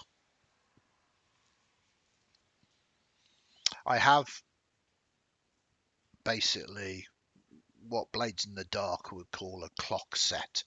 So the more hours that you don't do anything, the closer that the Tallow Man, Cephalus, and anybody else who is hunting you down is making progress. We have so many friends. So it's again risk and reward. Do you want to do this in the daytime? Can you afford to do it in the daytime? Can you afford to let those that are tracking you down through Ibaihor get ever closer? I don't know Is if there we can. any more bleeping risk of going across the bleeping wall than there is during the night? The foliage gives you good cover. The beasts won't be released till night time, but obviously the guards might be able to see movement. On the positive, you can perhaps make out the plants a little bit better and try and avoid those deadly lotus plants. Yeah, and we know the masks need something of an upgrade, perhaps, as well. If there's any way we can make them better. That is going to take skill, time, and gear. Yeah, nothing comes free. I mean, it's a good I think, idea, but unfortunately, yeah, you have to put it into practice as well. I think as far as any upgrades is concerned, all we've got time for is like tying a handkerchief around our faces first and then putting the masks on, or vice versa. But that combined with knowing the effects now, having experienced them, and having a better chance of seeing any patches of them. Yep. I think we've got to risk it, and I don't think we can afford to wait for nighttime. No, to be honest with you, I want to. I don't think we can. No, consider dousing the materials we're using for the masks in water. Mm-hmm. Just make them a bit thicker, a bit heavier. Or vinegar or something like that, maybe. Yeah. But yeah, just make them a little more robust. You're quite right. We haven't got time to go and find the equivalents of a HEPA filter, but let's go for it. I mean, technically you do, but by that point, your enemies will have found you and murdered you. So, or somewhat for naught. Yeah. I assume Jasmine has inherited Roger's mask. I think that is fair to say, and it is in the rules. Players level up too. You've experienced this area before. You can use your player knowledge as well as your character knowledge of this. This is going to give you a degree of advantage, and it's also a good mechanic to propel the story forward and not cover old ground that you have done. And I think that is appropriate. I think everybody can tell you're quite nervous about this, but you do need to finish this. So you get to the wall and you need to choose your time properly. There are the guards and it is daylight now. Clambering over the wall is probably going to be the most dangerous part of this. You can climb up the blind spot of the tower. That's not so much of a problem, but getting over the wall in the first place without being seen by the public or the guards on the other tower is going to be the most dangerous thing. You might get spotted. So what are you going to do to try and make this the safest way? You can just say, well, we're going to try and creep across, so that'll be a dexterity sort of stealth roll. Jasmine would suggest hiring like a cart and a horse to just park for a couple of minutes next to the wall and just in that cover climb the wall, and then the cart, once we're over the wall, the cart drives off again. Okay. Just time it so that there's something else happening at the same time. Yeah. This is Ibai people are mercenary. The strength of how mercenary they are tends to be dictated by the amount of coins that given. So tell me how much you're going to spend on this distraction. If it's someone from Vegeta's knowledge or acquaintances, I don't think it would have to cost us all that much, like, I don't know, a gold piece or something. Well, as I said, mechanically, the success of this is determined by the amount of coin that you spend. I will put 2 gold towards it, and anybody can add anything to that if they want to. But because I'm relatively flush because I've got nothing because I'm a priest. Two of my gold goes towards it. Yeah, one of mine too. Okay, so that's 3 gold. 2 more from Thorsten. 5 gold. Success is more important than gold that you can't spend. Okay, so 5 gold is a fair amount. This is a good distraction. I'm going to give you a choice when you make this roll. I'm going to say the distraction is good enough to give you either advantage or +5, one for each gold piece. And each of you can choose separately to that. In fact, I'm going to make this a group challenge. So I'm going to let one of you choose to make the roll with their dexterity, them guiding the others up and over. You have a distraction in place, and you get to choose advantage or +5 to the roll. I think that makes sense. So who is it wanting to make the roll? Drago? Not me. Oh, Not me. I think Thorsten, with his natural affinity for the climbing of walls and so forth, being a thief, and as you have noticed, being around him for some time, a fairly dexterous creature, will take that role. We'll take advantage. Now with the distraction, I'm going to lower the DC to 13. You've Okay. got a good chance of success here, and this is for all of you to get over, but the dice do tell a story, so let us see what happens.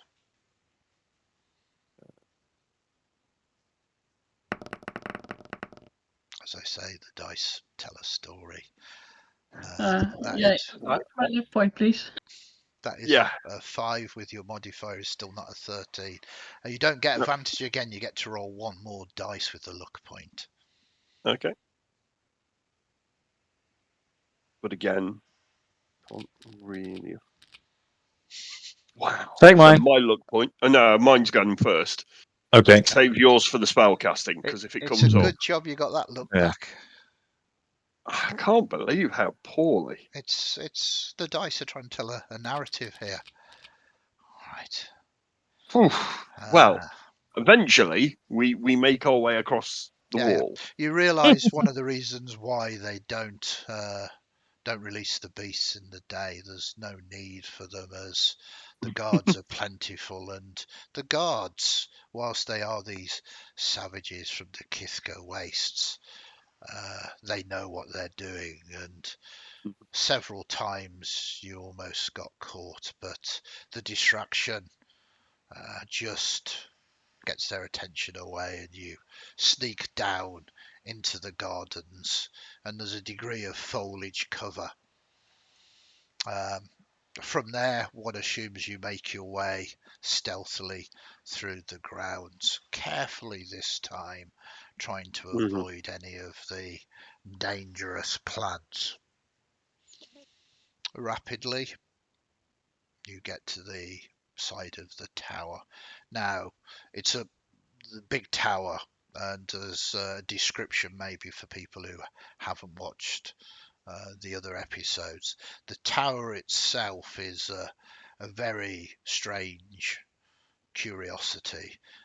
It has a number of what seems to be outlet small pipes, no more than a couple of inches, that this gloopy black liquid seems to come out and drip down the sides of the tower, eventually hardening.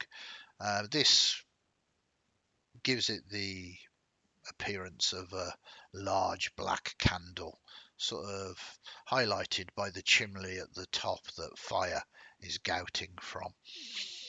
But this also gives you very good hand and feet holes to be able to climb up this 150 to 200 foot tower. So one assumes you are going to make your ways up there. And this is new to Jasmine, but not new to Drago and Thorsten, and you there's been many cases. I always get Conan-esque kind of vibes as you climb this glacier, this tower, and there's no roll needed for this. It is a painstaking, sort of suspenseful moment. You could be spotted, especially in daylight. Well, the hubris of you all to pull this off during the day is Outstanding. You eventually get to the lip of the tower at the top, which stands out a foot, and this is where it gets a little bit more dangerous. But Thorsten, you are a thief, are you not? For my sins, as many as they are. So with upper story work, it's relatively Mhm. easy for you to traverse this area, and then you would have to drop a rope. I do hope you've got a rope Mhm. down Rope to and the grappling others. hooks. Yeah. The other two, if you want to take the assistance of Thorsten, you don't need to make rolls. If you want to navigate the lip yourself, you're not particularly au fait with second story work, so you would have to make a roll. And I'm remember, bleeping happy to be bleeping assisted by bleeping Torsten. Take any help that is given. yeah, do any of you look down at this point? No, No, I guess I did that Thorsten before. Good answers. probably. Yeah. I only look as far as the faces of my companions as I Yeah. reach and pull them over the lip. Yeah, well, you're 'Cause it's fine. a long way. You're on the top, but Yeah. sort of navigating this, so you find yourself up here. Of course, I mean, maybe you thought about it, or maybe you didn't. Your escape last time, your entry and escape. There's no guards up here, but as you try the trapdoor, it is definitely locked, and yeah, this is heavily protected now. Is there an opportunity for a mechanical lock for Thorsten to investigate? There's no mechanical lock, as you know. Before it was just bolted Yeah. before, but this time it's not only bolted. You think that it has been there seems to be a couple of sort of bars across it as well that have been nailed and screwed in to sort of prevent it from being opened. So it's not just like last time you moved the bolt gently across. This time it's been fundamentally nailed shut. can Jasmine use a crowbar in order to open the hatch? Absolutely. A little bit of brute force. This is going to take a bit of noise though, and it's also going to require a strength check as well.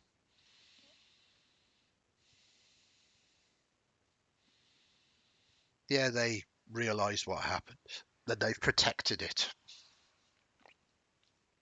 So well, yeah, the bleeping won't expect us going the bleeping same way, bleeping twice. very nice. 19. 19. It's not a problem, and I mean you have cinematic choice here.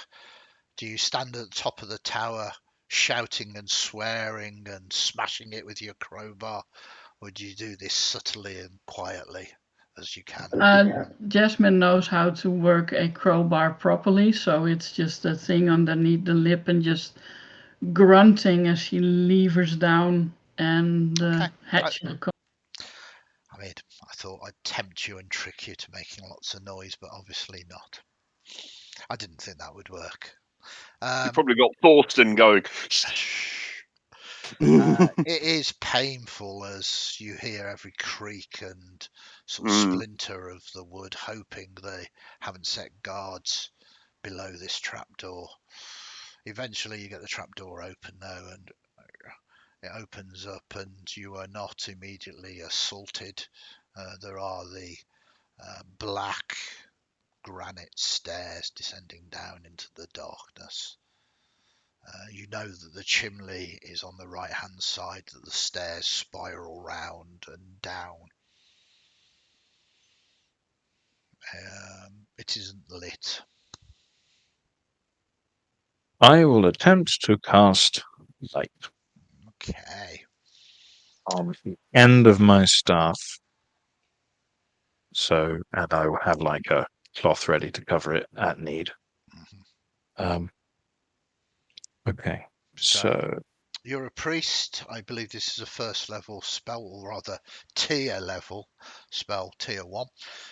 yep, So you tier just one. need 11 or more. result on your dice. Okie dokie.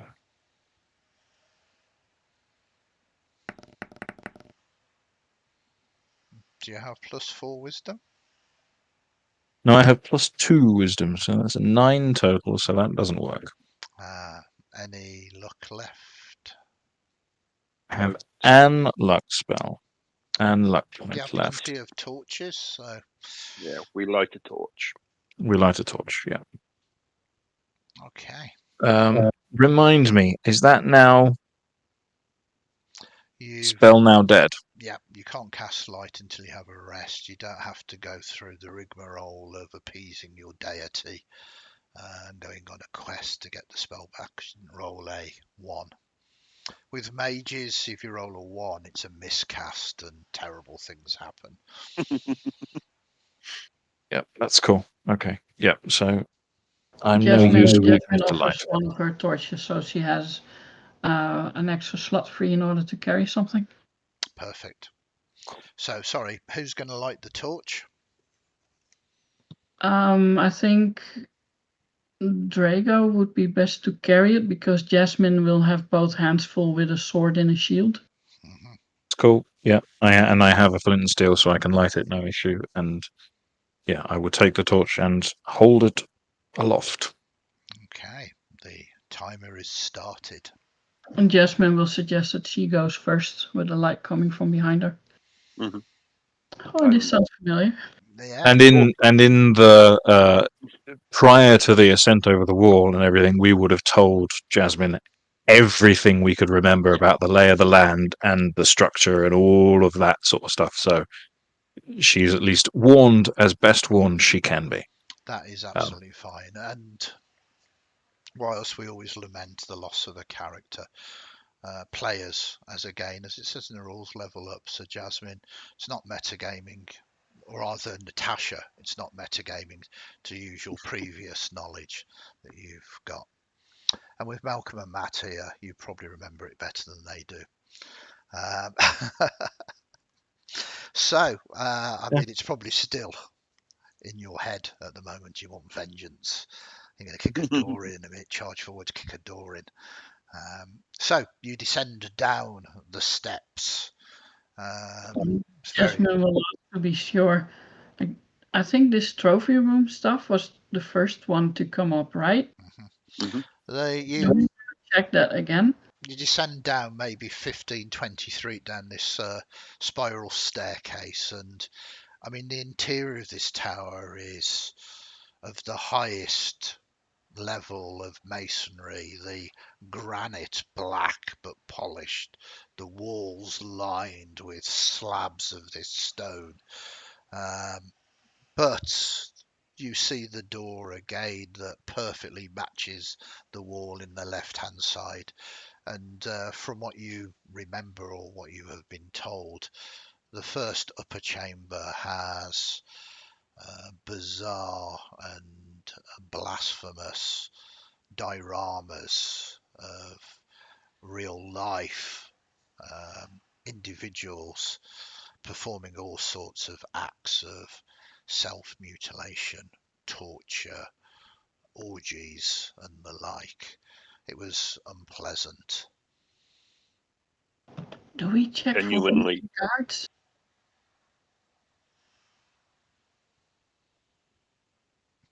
Sorry, Jasmine, you can say that again. I'm not sure they heard you. Do we check for bleeping guards in this room or not? Think, listen, but move on. Mm-hmm. This seemed like a private viewing chamber, perhaps. I wouldn't have expected anybody other than the tallow man and his favoured guests, perhaps. Yeah, this is a gloating space, if anything, I think. Mm-hmm. Yeah, so listen at the door, but not actively going in, I don't think, unless we hear something that draws us in for whatever reason. So, Jasmine, give me a wisdom check, please, as you try and listen carefully.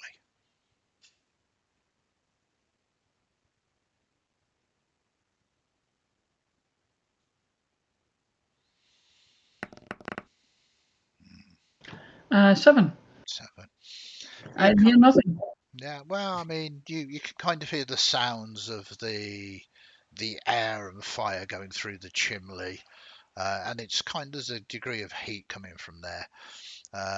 But it's a solid stone door, and you try and listen beyond it, and it's not sure whether you hear anything or whether there's anything to hear, to be honest. Certainly nothing seems to stir as you move past the door. Yeah, she moves on to the next floor, Okay. which is the floor we need, I think. You descend down to what would be the middle floor as far as you're aware, and again there's another door. From the descriptions you can remember, it opens up into somewhat of a larger hallway. Then off that there are 2 doors, one of which led into kind of the bed chambers where there is that where you encountered the Karasiri. The other one leads into what is the private study and library of the Tallow Man. So you get to the door that would lead you into that corridor. This is most certainly, if you plan to descend down to the secret chamber, this is the way that you need to go. Jasmine opens the door as quietly as she can. Give me a dexterity roll, please. 6. Yeah, it's a heavy door, and I mean it's well oiled, but a door opening is a door opening, and you don't slam it open or kick it open. You just sort of move it. The light of your torch kind of flickers and spills round into the unlit chamber. This time there's a difference. The door that is framed with light is the study, the library, whereas the door to the bedchamber is unlit. The fact that it is lit indicates it is probably occupied as well. For a few heartbeats you wait. Doesn't seem that anybody in the other chamber has heard you. GM, I have a question. We've been into both of these rooms in memorable circumstances. Which way does the study door open? Does it open into this chamber that we're sort of in between the two, or does it open into the library study? Opens into this chamber. Okay. So I have iron spikes, which would be useful for ascending a wall and things. Could we wedge the door? Try and cautiously wedge the door to the library so that it can't be opened before we go into the bedroom. So there's 2 ways you can do this. There's the really cautious way, which is getting your iron spike and just literally putting the tip underneath the door. And then the hope is when they push it, it jams, but it will probably cause the door to open. And there is a chance that if you don't get it exactly right, when they push it, it will kind of go askew and the door will open anyway. Or there's the other non-cautious way, which is you creep up to the door, you put the spike in, and you hit it hard a few times, which will make noise. And there's dangers to either. The first, there's a chance that they can open the door. The second, your presence most definitely will be known. If it was an option, it would be option 1, the quiet version. It was just a question of did we think it was worth the risk, or I'm just conscious. Absolutely. I've got them, so do we want to take the chance, folks? Is the question. Jasmine whispers, "If it's the Tallow Man, he can get underneath the cracks anyway." Maybe. Maybe. But maybe there's no point then. But I would, and I feel it is my duty to do this, remind you all this is Shadowdark, and forcing sometimes people's hands to certain circumstances can be used to one's advantage. It may be he has as even the Talaman has a limit to his powers, and if we can get him to spend some of it in this way, getting to us. If it delays him by 30 seconds, that might be enough for us to at least draw weapons. Maybe. Yeah, I reckon it's still value to attempt the quiet version. I don't think we can declare our presence. Sure. But No. So so having had that thought and made that suggestion, I'd also would like to respectfully suggest that I shouldn't be the one to try and do it, because I feel like it's probably something that requires dexterity rather than, more than I own, basically. one might have been the brains of the moment. Somebody else can be the articulation of the moment. Jasmine. Jasmine suggests that she'd be the one because she both has dexterity in order to go there quietly and strength to shove it in quite far. Great. Yep, I'm very happy with that. That's a nice combination of things. Yeah, and yep, cool. Absolutely, I love the use of gear for things like this. I love thinking outside the box, and as we said before we started recording, I remind you and anybody else who embraces kind of these old school things, it's not so much what's on your character sheet, don't be kind of looking at what the stats are saying to you. Think outside the box, use the descriptions and the terrain and anything else you can have to hand. So Jasmine, you move forward. One assumes you want to move quietly, and one assumes you want to sort of jam this under the door quietly and gently. The first option, with the chance of it not fully working, as opposed to it definitely working but alerting whoever's behind the door. So I'm going to roll this into one roll, and rather than sort of breaking it down and making multiple rolls and everything else, give me a cinematic, give me a description of what you are doing, and then we'll determine what stat you roll on.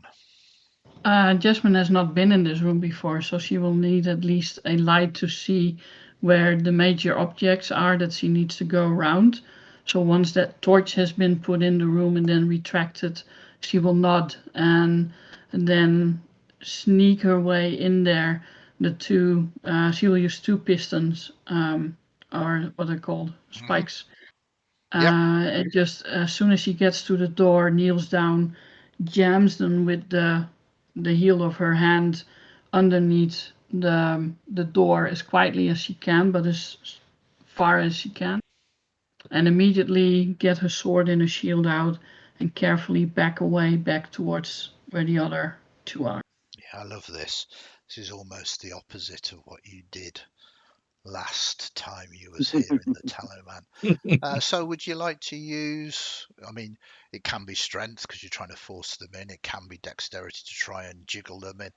It can be kind of wisdom or intelligence, looking for the right place to create most blockage. I will just take a d20 plus 2 because that will both my strength bonus and my dexterity bonus. They're equal. Perfect.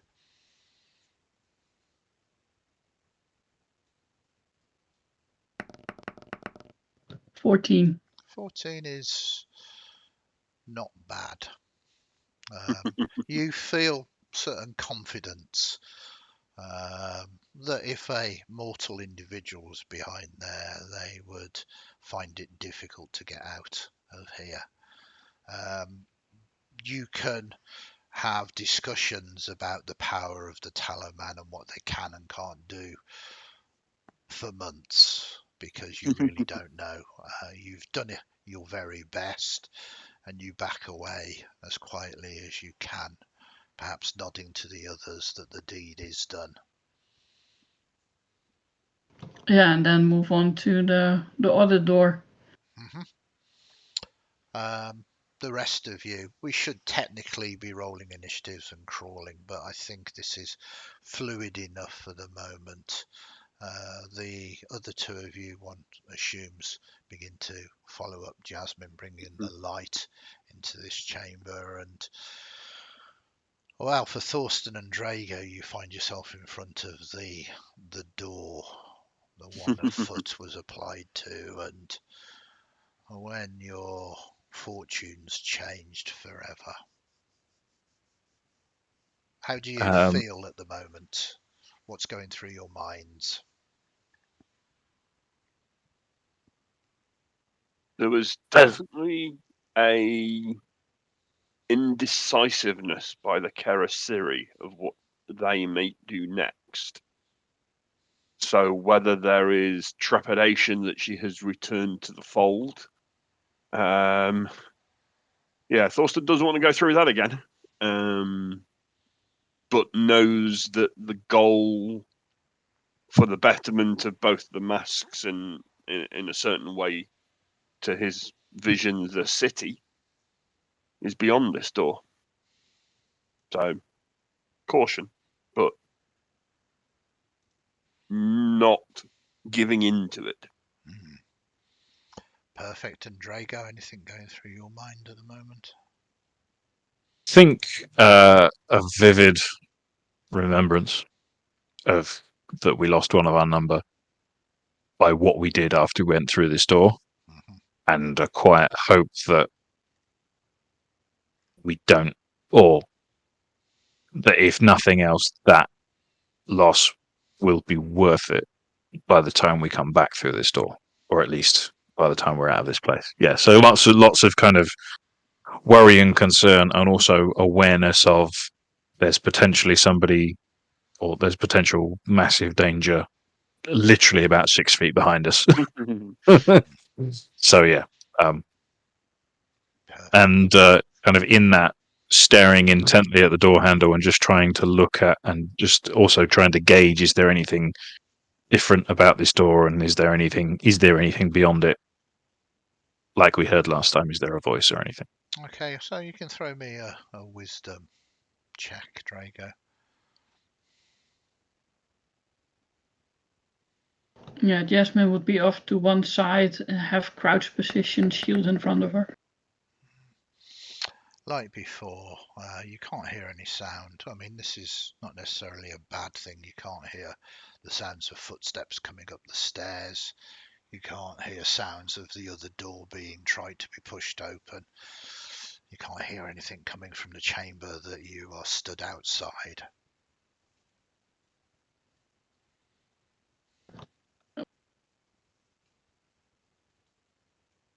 If you whisper you can't hear anything, Jasmine will nod at you to open the door and stand on the side so she can go in first.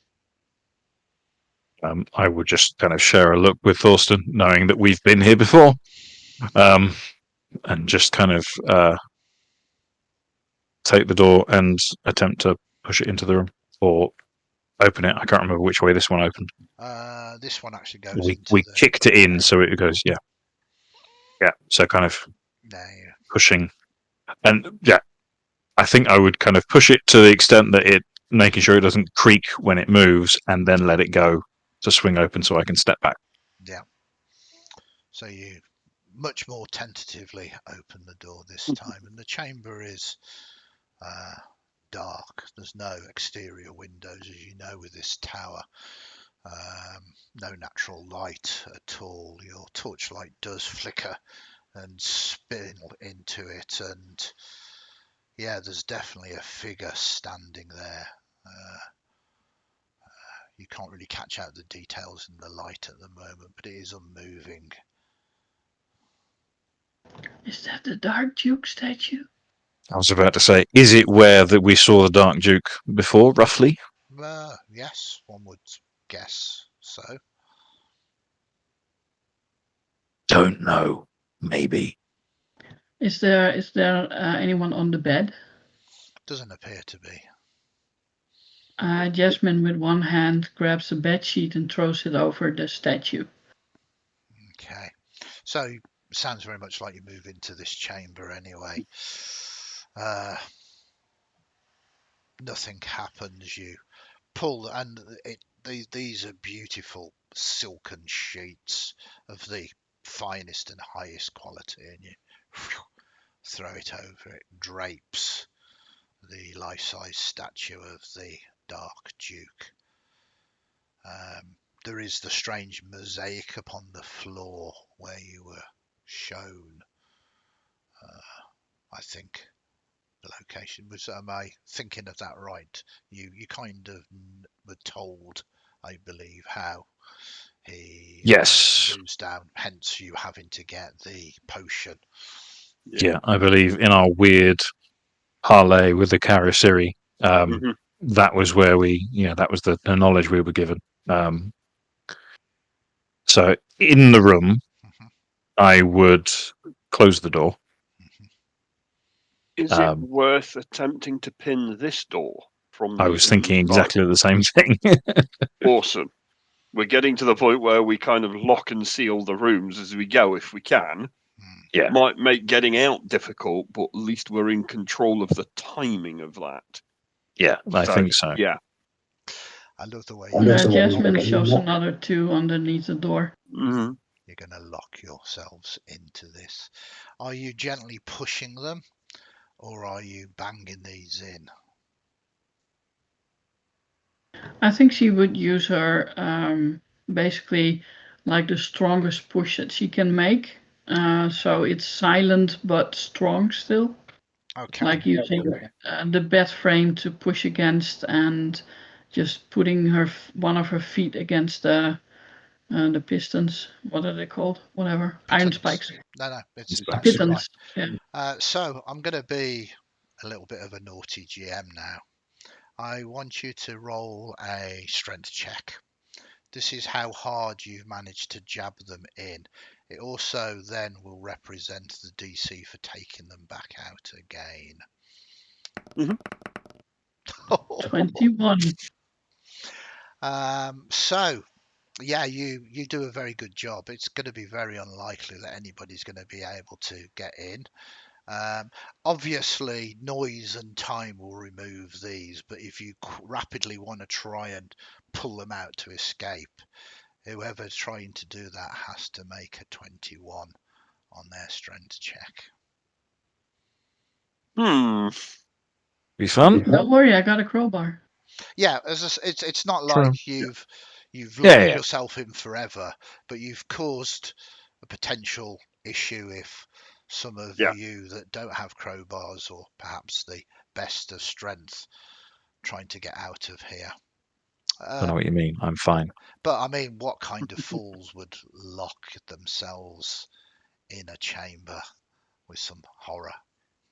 Hi. No, I still think it was the right idea. Oh, Absolutely. A 17 would have been a better answer, but I mean, this is good. It's going to, Yeah. Anybody trying to get into this chamber is going to have substantial difficulty as the door opens into here. But of course, the Tallow Man, well, he's lived for centuries. He can probably just wait for you to starve to death. As we burn down his effigy. Yes. I mean, I have sort of said that this place is made of granite. So the tower itself is going to be difficult to set on light, but its effigy, perhaps not. But, I mean, this is supposition. Maybe none of this is going to happen. Perhaps you feel safe and secure that nothing is getting in or out of here particularly easily. Now that we secured the room, Jasmine lifts up the sheet to make sure that it's actually the Dark Duke statue that we've got covered with a sheet. It was the Tallow Man just standing there silently. he waves at you when you lift the sheet. No, it is obviously the effigy of the Dark Duke. It is unmoving. It is a really good likeness. And you see there's various fetishes tied to the statue as well. Jasmine goes, what the bleeping bleep would he need this bleeping statue in his bleeping bedroom for? Yeah, why a bedroom, I don't know, but we do know that's possibly how he's exerting his influences. Yes. Bleeping Take pervert. one of the fetishes out, see if anything happens. I don't think we touch it at all. Oh, all right. Just in case. All right then. So how do we Okay. bleeping get down this bleeping hole? Where's the bleeping hole anyway? Looking at the mosaic, is there obviously a hole in the center of it? It's plugged. It looks like a perfect mosaic. Mhm. And had you not been told about that, you probably easily would have overlooked it, or it would have taken quite a fair amount of searching to sort of locate it. But sort of gently tapping on the floor, you get the impression it's probably quite a thick amount of stone, but it's not solid stone. And looking at it, it does indeed look like it's a sort of like plug. It's probably only an inch or so in diameter, but there doesn't seem to be a particular easy way of pulling it out. There must be a mechanism for it, or you could just attempt to smash your way through. I would like to look around the room and like try and see if I can do a hunt for something that might be a trigger or something, whether it's other elements of the mosaic itself or something on a wall or switch, or is it there's a bust that you flip the head up and there's a button on it, or have a look around trying to think logic of something that would be close enough to be connected. Perfect. And I'm with the great description that you've got specifically, and you are aware that this thing exists, you spend quite a lot of time upon the mosaic as well. And it's kind of a pattern, and there's a degree of symmetry to it. But you do notice that one part of the mosaic seems to be not quite right, not quite. It's like a little out of place, and you realise this is indeed the trigger mechanism. You check it out. This isn't me doing a trick.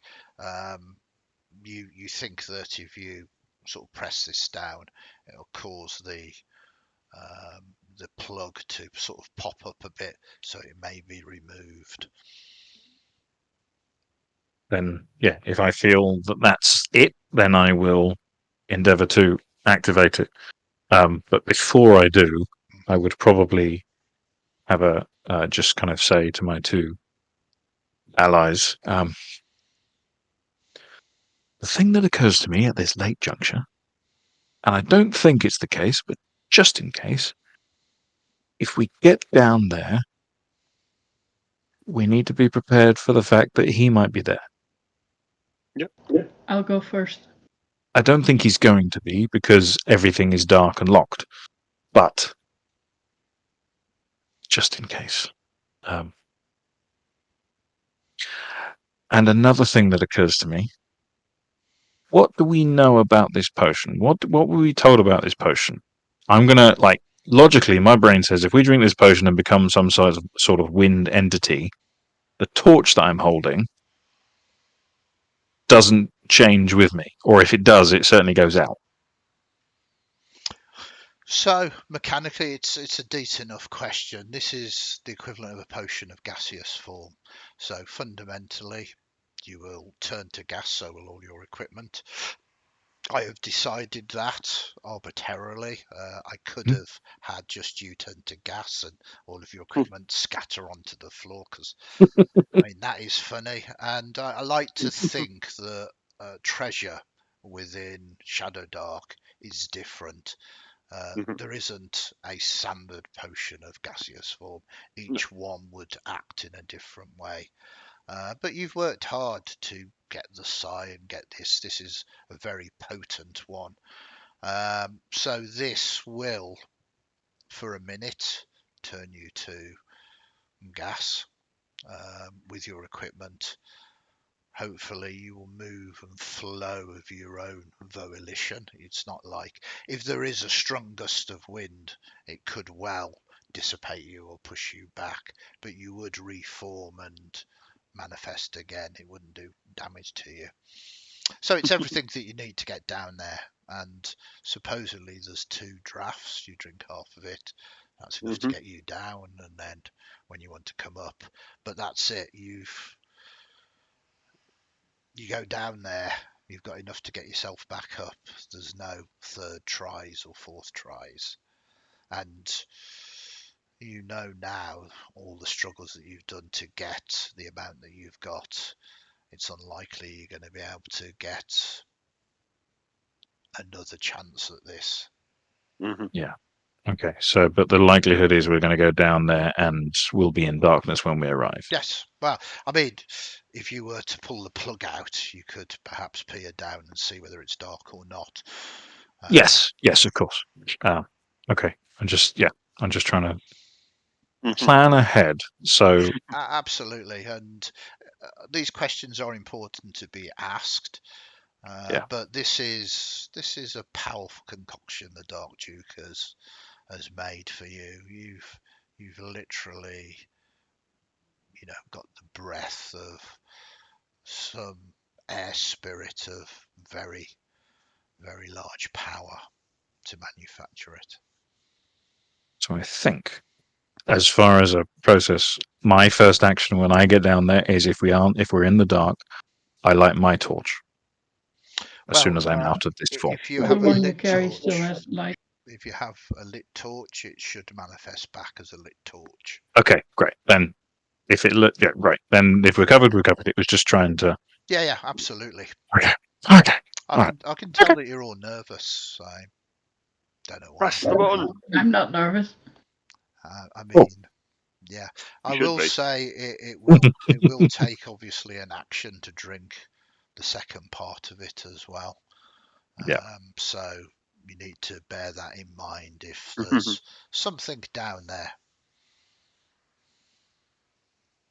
Okay. I will, as soon as the plug pops up, I will pull it out, drink the potion, wait for it to take effect, and flow down the hole. Okay, nice. So you pull the plug out. It is dark down there, and you kind of, with a casual glance, you think that the thickness of this part of the floor is maybe about 5 feet thick. So the channel going down is about 5 feet down, and then no doubt it probably opens up to a larger chamber. So you drink the potion, and it's kind of Half strange. Sorry? potion. Half the potion. Yeah, have the potion. Yes. Yes. Are you sure? Yes. Okay. Again, Sorry. no trickery here, but you are right. Yeah. Yeah, you drink what you consider to be half the potion is, and it seems to take effect. Mhm. I'm not doing Merchant of Venice here. A pound of flesh, no more, no less. Well. Um, um, and it's kind of interesting as you basically see Jasmine sort of go a little bit translucent, but then there are kind of bubbles that come off her as the way that you would throw Alka-Seltzer into Mhm. sort of water and it fizzes and it disappears and bubbles come off it. That's exactly what happens to Jasmine as bubbles effervesce, and soon there is no Jasmine, only bubbles. There is no screaming though, so it seems to be painless anyway. Well, Uh, that's good. but you can see the bubbles as they flow and easily manage to descend down this channel. Um, now you have a choice, really. One assumes that you're all sort of trying to do this at the same time, or are you waiting for Jasmine to reform and whether there's any screams before you two go down there? No, following on. It's probably Mhm. sensible because I don't think either of you are going to be able to open that door. No. Not a chance. Not a chance. Okay, so for brevity, you take half your potion each, and the same effect. And it's curious, if you look at your own hand, you see it fizz and dissipate. And whilst you're kind of almost just pure consciousness in this form, you have all of your thoughts, and you have the concept of movement and flow. But beyond that, it is very strange. You have no mass. You feel the weight of the air around you, and you, one at a time, flow down there, unless you both want to try and mix your bubbles together. No. No. No. No. That sounds risky. Yeah, I feel like, I I might think have we've been through a lot together, and we're definitely allies. I'm not sure we're that close yet. I might have a random table for such things, but you choose not to. So you go down, and again you can sense the air, but you can't really see. It's very strange, and it's now very dark down here as well. There's no light above you, for the torch has effervesced too. Can we sense where the walls are? You would have to sort of move around a little bit.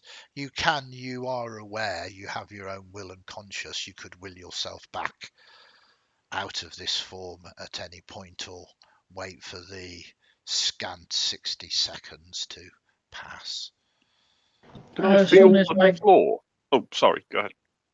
as soon as my gaseous form has determined the intersection between the floor and the wall, Jasmine will will herself back in her true form. Okay. What about the others? Thorsten was very interested in finding the floor and making sure it was more solid stone, not. Yeah. It's It, kind of strange, but you do eventually find it, and it's the floor itself feels like marshmallow as you press against it, but then you realise it's not the floor that's like marshmallow, it's you, and you kind of try and press against it, and you just effervesce from it. Are you fairly certain you should be safe enough upon this floor? yeah. So do you manifest as well? Yeah. Okay. What have you, Drago? Yeah, I would do a similar. I guess, can I listen in this form? No, you don't have any ears. Okay. Then, yeah, I think I I would mean, establish where the floor is, and then you might be able to sense vibrations, but translating them into any kind of means is yeah, difficult. no, I think I will get into enough of a space that I know that I'm not in contact with my companions, and then I would become myself again and bring the light back. Okay. Jasmine is ready, shield and sword. Okay. Yes. Jasmine and Thorsten, you manifest into the darkness, and there's something on the floor as well, and in the corner, this is definitely a circular chamber, Jasmine, as you can sort of feel the curvature of the wall, but there's drapes coming down as well as you sort of cram your way there.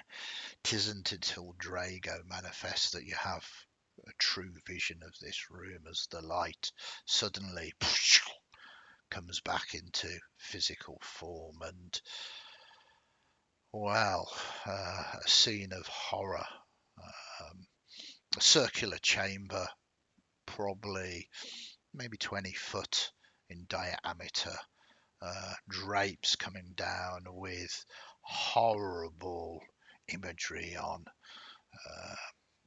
Again, blasphemous and eldritch imagery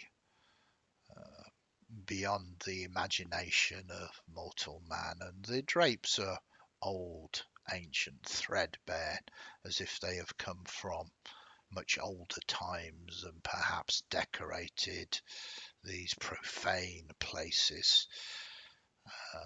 But that isn't what is horrific. It is the body on the floor, chained, strapped down, spread eagle.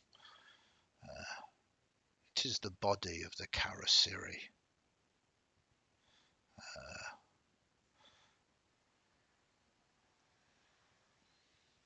Is she alive? She seems to have what appears to be a stake, almost like a piton of some kind of metal, certainly not wood, but it's not through her heart, it is through her mouth. She seems to be unmoving, but still chained. Is this the one that killed Rojar? Oh, yes. I ask my companions. Drago just nods, And she helped you, staring right? at her. Yeah. She was talking about attempting to leave the Tallyman's service. But she Jasmine. was also worried that this whole conversation we had with her would have been considered treason of the highest order. Jasmine walks towards the Kaiseri and attempts to pull out the metal spike. Okay, you move forward. Can you all give me wisdom rolls, please? DC's difficult, 15.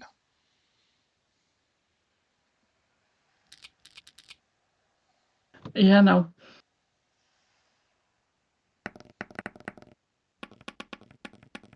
Oh, Thorsten managed it. okay. As you see Jasmine move forward, getting closer to this thing, this Karasiri,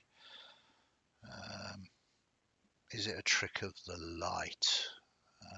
As Jasmine bends down and puts her hand upon the metal spike, this Karasiri is chained, manacled to the floor, legs and arms, stake through the mouth. The figure does not move, but it is something within her torso, her midriff, as the skin begins to distend, stretch, and this form, this lava, maggoty thing begins to burst free from her chest. Can we roll for initiatives, please? Oh, bugger. 16 for Jasmine. Nice. Just a 4 for Drago. 18 for Thorsten. God dear, I'm going to have to go pen and paper.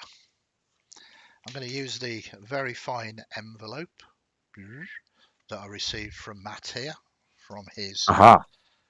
remnants live journal. You didn't just dox yourself on the internet, right, by showing your address? Oops, sorry.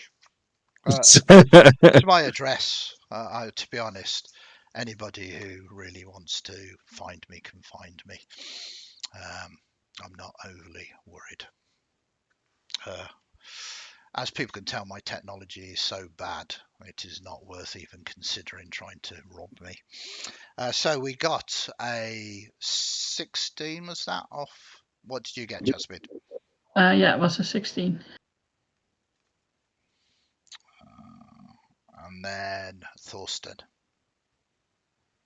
Thorsten was an 18. Oh, nice. Wow. And you saw it as well. Mm-hmm. And Drago. 84. Mighty 4. Okay.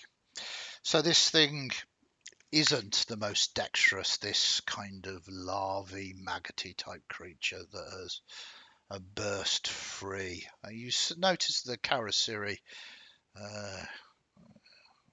is lacking a degree of fat. It's kind of quite wiry since last you saw her. Let us make a roll. This thing has no modifier, so it's just a straight roll. Faster than Drago, though. Okay. Thorsten. Is this how new Kerasiri are born? Created? Yeah. That was where my brain was going. He's growing another one out of the betraying. Yeah, I can't remember what our conversations included, but I got a bunch of notes about the Karasiri, didn't I? So would that be an indicator, do you think? I don't think I wrote anything down to that effect, but I know they keep the gender once they take a human form, I think I wrote down. Give me an intelligence check, please. I'm going to give you advantage on this as well because you do have the notes. You didn't say you were particularly studying them, but you've had a day or two that you could have been flicking through them. I think that is a fair thing. So intelligence, but with advantage.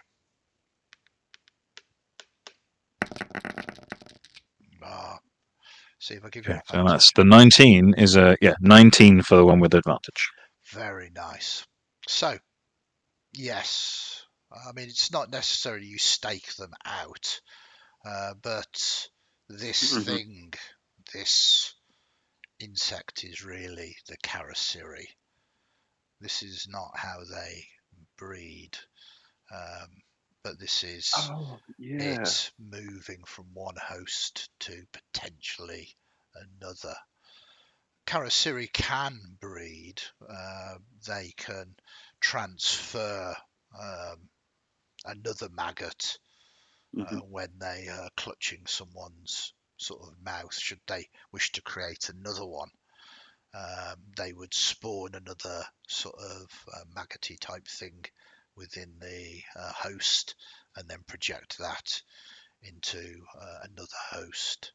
But this is it trying to escape because it has not been fed for far too long, and it has sensed now a chance of escape and a chance of a new host. Yeah. And it's very much insect-like in this situation, so reason's probably not an option. Oh, cool. No, this is kind of an alien creature of instinct. It wants to survive and it needs another host. I mean, you could give yourself over to it. It probably has no love of the tallow man.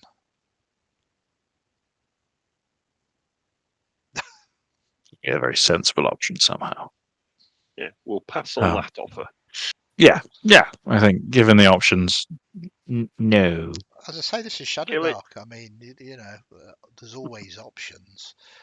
So, Thorsten, you are moving first. First thing I'm doing is calling out the fact that this insect larvae creature has crawled out of the corpse. Yeah, I mean, it was the fact you spotted it starting. It hasn't got kind of surprise, but the very fact it has burst out of the chest of this thing, everybody's aware of it. But you shout out, probably, as much in shock as anything else. Yeah, and kill it with fire is the only thing that comes to my mind if I had the choice. But yeah, I think what I'll attempt to do is actually, given that we're in a round room and there is a torch with some level of direction to it, I'm hoping I can find a dark spot. I wish to get out of the way that I might be Look at my head. on. Look at my head. Hmm? Look at my head. Oh, sorry, I hadn't looked up. No. I was aiming for Yeah, I'm the afraid ability to no. backstab. Okay, cool. That might have been appropriate, but you're in a 20-foot chamber. It's fully lit. This carossery was stretched out in the middle of the floor, and this thing has supernatural senses. It's not quite obviously sensing the very life or fat within you all. I feel a little bit mean, but tough. You're not going to get backstabbed. No, okay, I can't set that up, so I will think out the box. There's other things. I'm not saying there's answers, but don't worry too much about what's on the character sheet. No. What would you do in this circumstance? I would light a torch and throw it at it. I want to burn it with fire. Okay, Don't want to get any closer. Lighting the torch will take an action, so that is Yep. all you're going to be able to do this turn. But you kind of light a torch as well. What I'm going to do is I'm going to start a new timer for this torch, and this is going to supersede the torch that you've got. The torch that you've got is still lit, Drago, but yeah, I might yell at Drago, use your torch, I'll light one. Yeah. yeah, okay. Drago's has a similar plan. So Thorsten, that is your turn. Jasmine, this thing is perhaps closest to you as you were leaning forward to grasp this thing. You can kind of sense it right next to you. What are you going to do? Now, bearing in mind, you said you were going to get the spike, your hand around the spike, so you don't have either your shield or your weapon, one or the other. You would have had to just put down beside you. Her sword arm would. Yeah, her sword arm would have been the strongest, so she would have laid down her sword, but still very close to her. So it's just a question of moving the hand from the spike to the sword, and don't have a problem with that. So as soon as she hears Thorsten yell, she lets go of the spike, picks up her sword again, and slices at the larva thing that's now sticking its head out of the belly, I presume. Yeah, it's foul. Give us so I think an attack roll. I have to check my attacks. I haven't used the sword one yet, I think. Okay.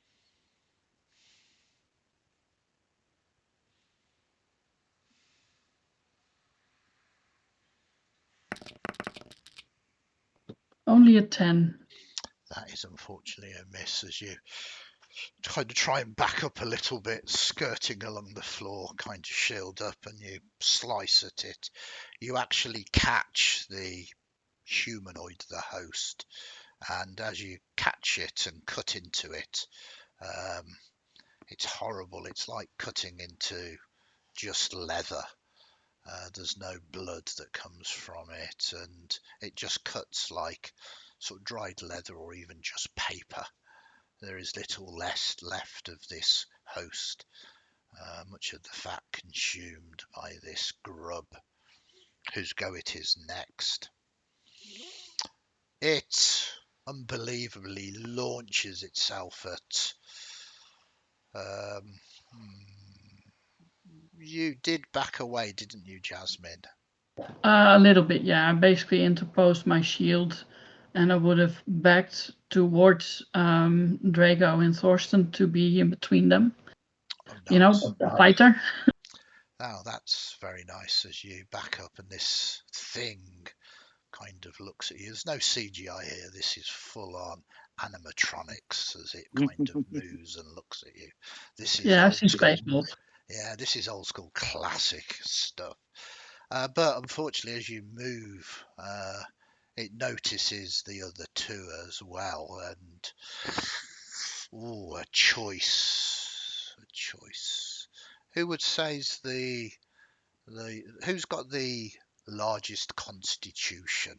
Who's the most tastiest here? Let me check.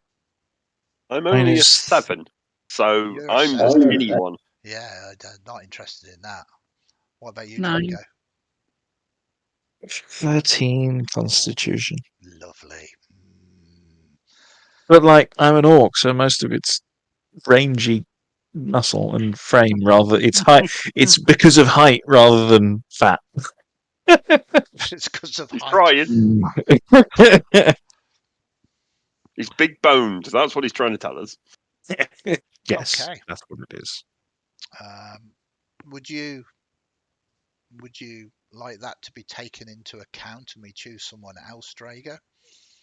Are you I mean, I'd pushing? like it to be taken into account, but I feel like that's not a point I could probably make in this moment. Oh, you can. And I don't think it would coherently understand it. So let it go where it's going to go. Okay. I'm going to be fair and I'm going to roll a d6. On a 1 to 6, it's Drago. On anything else, it's a 1. Yeah, sorry, it likes No, you. it's all right. No, I had a Yeah, fair chance. yeah, absolutely. Yeah, I mean, you're tasty. It likes you, and it launches itself straight at you. Right. It's kind of strange. You don't know how it jumps. It kind of concertinas together this horrible grub-like flesh, and then suddenly it extends, and as it extends, it just seems to be able to leap towards you. And as it does, this kind of maw just opens up in the front of it, and it tries to latch onto your mouth and your nose. Not a big fan. No, we will roll this. The good news is it only has +3 to hit. That's a 15.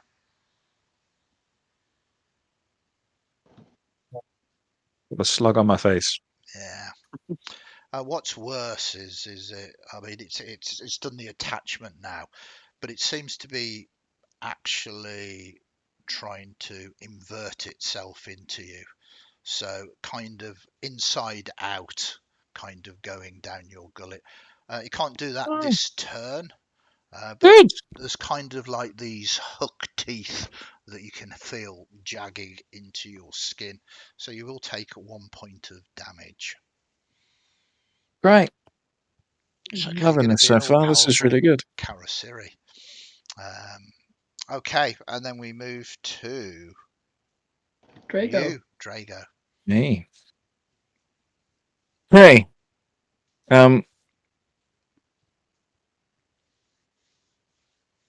You've been I yelled at am. with your torch. Oh, don't worry. That was like I didn't need to be yelled at. That was already what was going to happen. But now what I'm going to do is going to take. You're holding it with two hands. I'm going to drop my staff with the hold the torch with two hands to try and control it and make the most effective use of it as possible. I am going to try and jab it into the side of this thing to try and burn it off my face. And I'm gonna, yeah. My main concern is to get it off me. So if I end up hurting myself, that's the way it goes.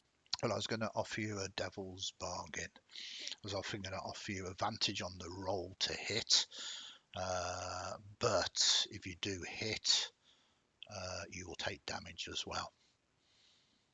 And in transparency, it'll be 1d4 fire damage. I will take the advantage then. Why not? Okay, go for it. Give us a, because this thing is moving around. You're trying to grab it. You can Yeah, technically absolutely. try and burn it, but if you just want to be certain about it, I mean, this is a flaming torch. This isn't like a laser that is. This is like a big mass of flame. So what am I rolling? Is this an attack roll? This will be an attack roll. I will let you choose. Well, no, it needs to be strength. I think really there isn't that many finesse weapons, and this is not you being finessey at all. But you have advantage, and the good news is this creature is not wearing any armor, so it only has an armor class of 11. You So do, my Jasmine, you just missed. because I'm a half orc, I have the mighty talent or feature or whatever, which means I get +1 to attack and damage with melee weapons. Does the torch count as a melee weapon?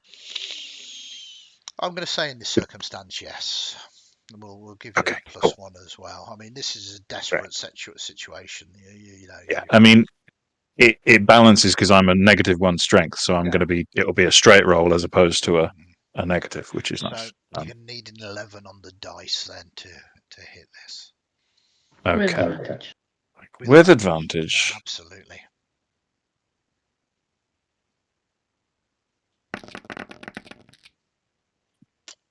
Nice. Very good. Okay. So I'm going to let you roll the d4 as you've done the attack, but this is the damage you do to yourself as well. Now is not the time to roll high. Oh, it is. Oh, it You is. really want to kill this creature. Yeah. So that the mighty feat lets me add 1 to damage as well. Does that count here or not? I mean, as you're hurting yourself, absolutely. I mean, It's you're the GM. It's your call. yeah. I mean, you can add +10 if you want. Nice one. No, not really. It's Okay. still on my face. So 2 points of damage, I believe. You take 2 more points of damage. It definitely burns and it doesn't like the fire. But it knows if it gets inside you, it's safe. That's a safe place for it, and it remains attached. This is no simple leech that will just wither away after being burnt. But we have 2 more chances before it will take you. Thorsten, dire times again. Is this where we lose yet another? Oof. One hopes not. But seeing the fervour that Drago has applied the torch basically to his own face, Thorsten feels that he can only honour his friend by doing the same. I will give you the same option. You can attack with advantage, but the damage will. If you do a straight attack without advantage, you will damage the creature and not Drago. Given that this is a attack with strength rather than dex, which is fair because you're right, there is basically one finesse weapon. I will unfortunately take the same bargain. Perfect. So it's I definitely apologise in the process. Yeah, it's going to hurt you less than it's going to hurt anybody else, so don't worry. Yeah. Strength roll is a flat roll for me, so excellent. You just need an here 11 on the dice with advantage. 18. Nice. But I did need the second dice, so there we go. Absolutely. Give us another D4 roll. And I don't have any bonuses here. Good. 3. So Drago, you take another 3 points of damage. The good news is this creature only had 4 points. So it is very strong once it is in a host. The symbiotic relationship of it transferred. But this thing sort of withers, falls off. Drago, you are scorched in the facial regions. So you still up at the moment? Just about, yeah. Of course, there's kind of light in your eyes as well as kind of having light so close to your face has disorientated you. It's strange. This thing, you can still taste it, absolutely, and it's kind of like bitter fat. It's I greasy. think I will. It's it's rancid butter. Yeah, rancid butter. Nice. then I think I would just stagger back and kind of against the wall and like squeeze eyes shut to try and let my eyes adjust and just spit a few times to try and get the taste away if I can. But yeah. As you stagger back, you lean against the wall, and there is no wall there. There is an alcove covered by a drape, and the drape itself kind of tears, ripping down, and you come face to face with the tallow man. Well, his effigy, anyway. And that is where we will leave it tonight.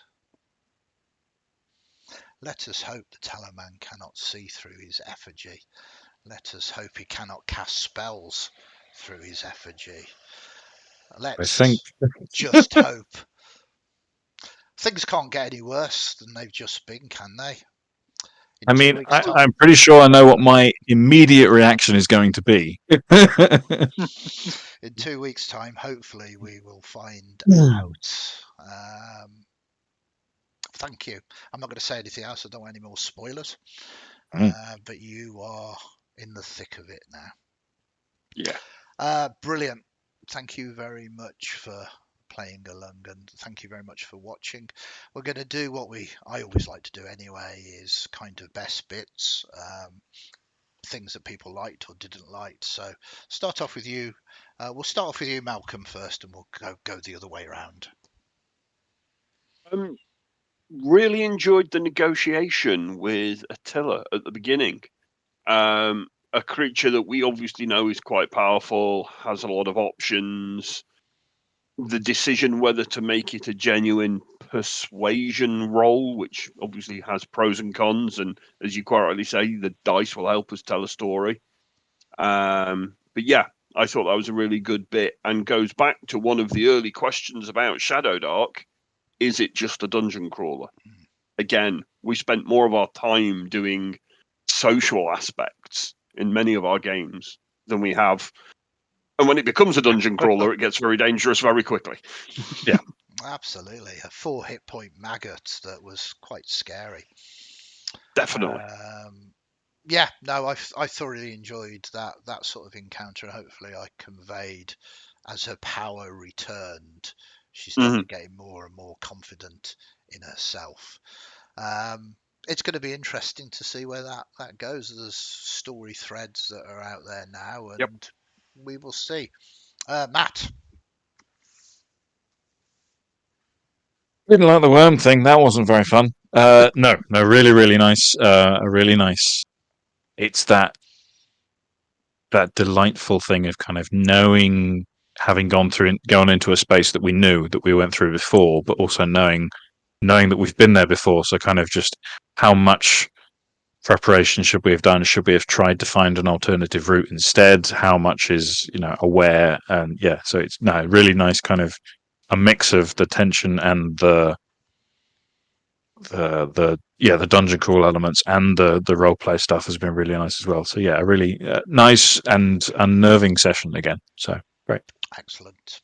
And last but not least, Natasha. The reveal of the Kaiseri in the circular room was very, very nicely done. Thank you, Andy. That's okay. It seems that the Talaman is a nasty.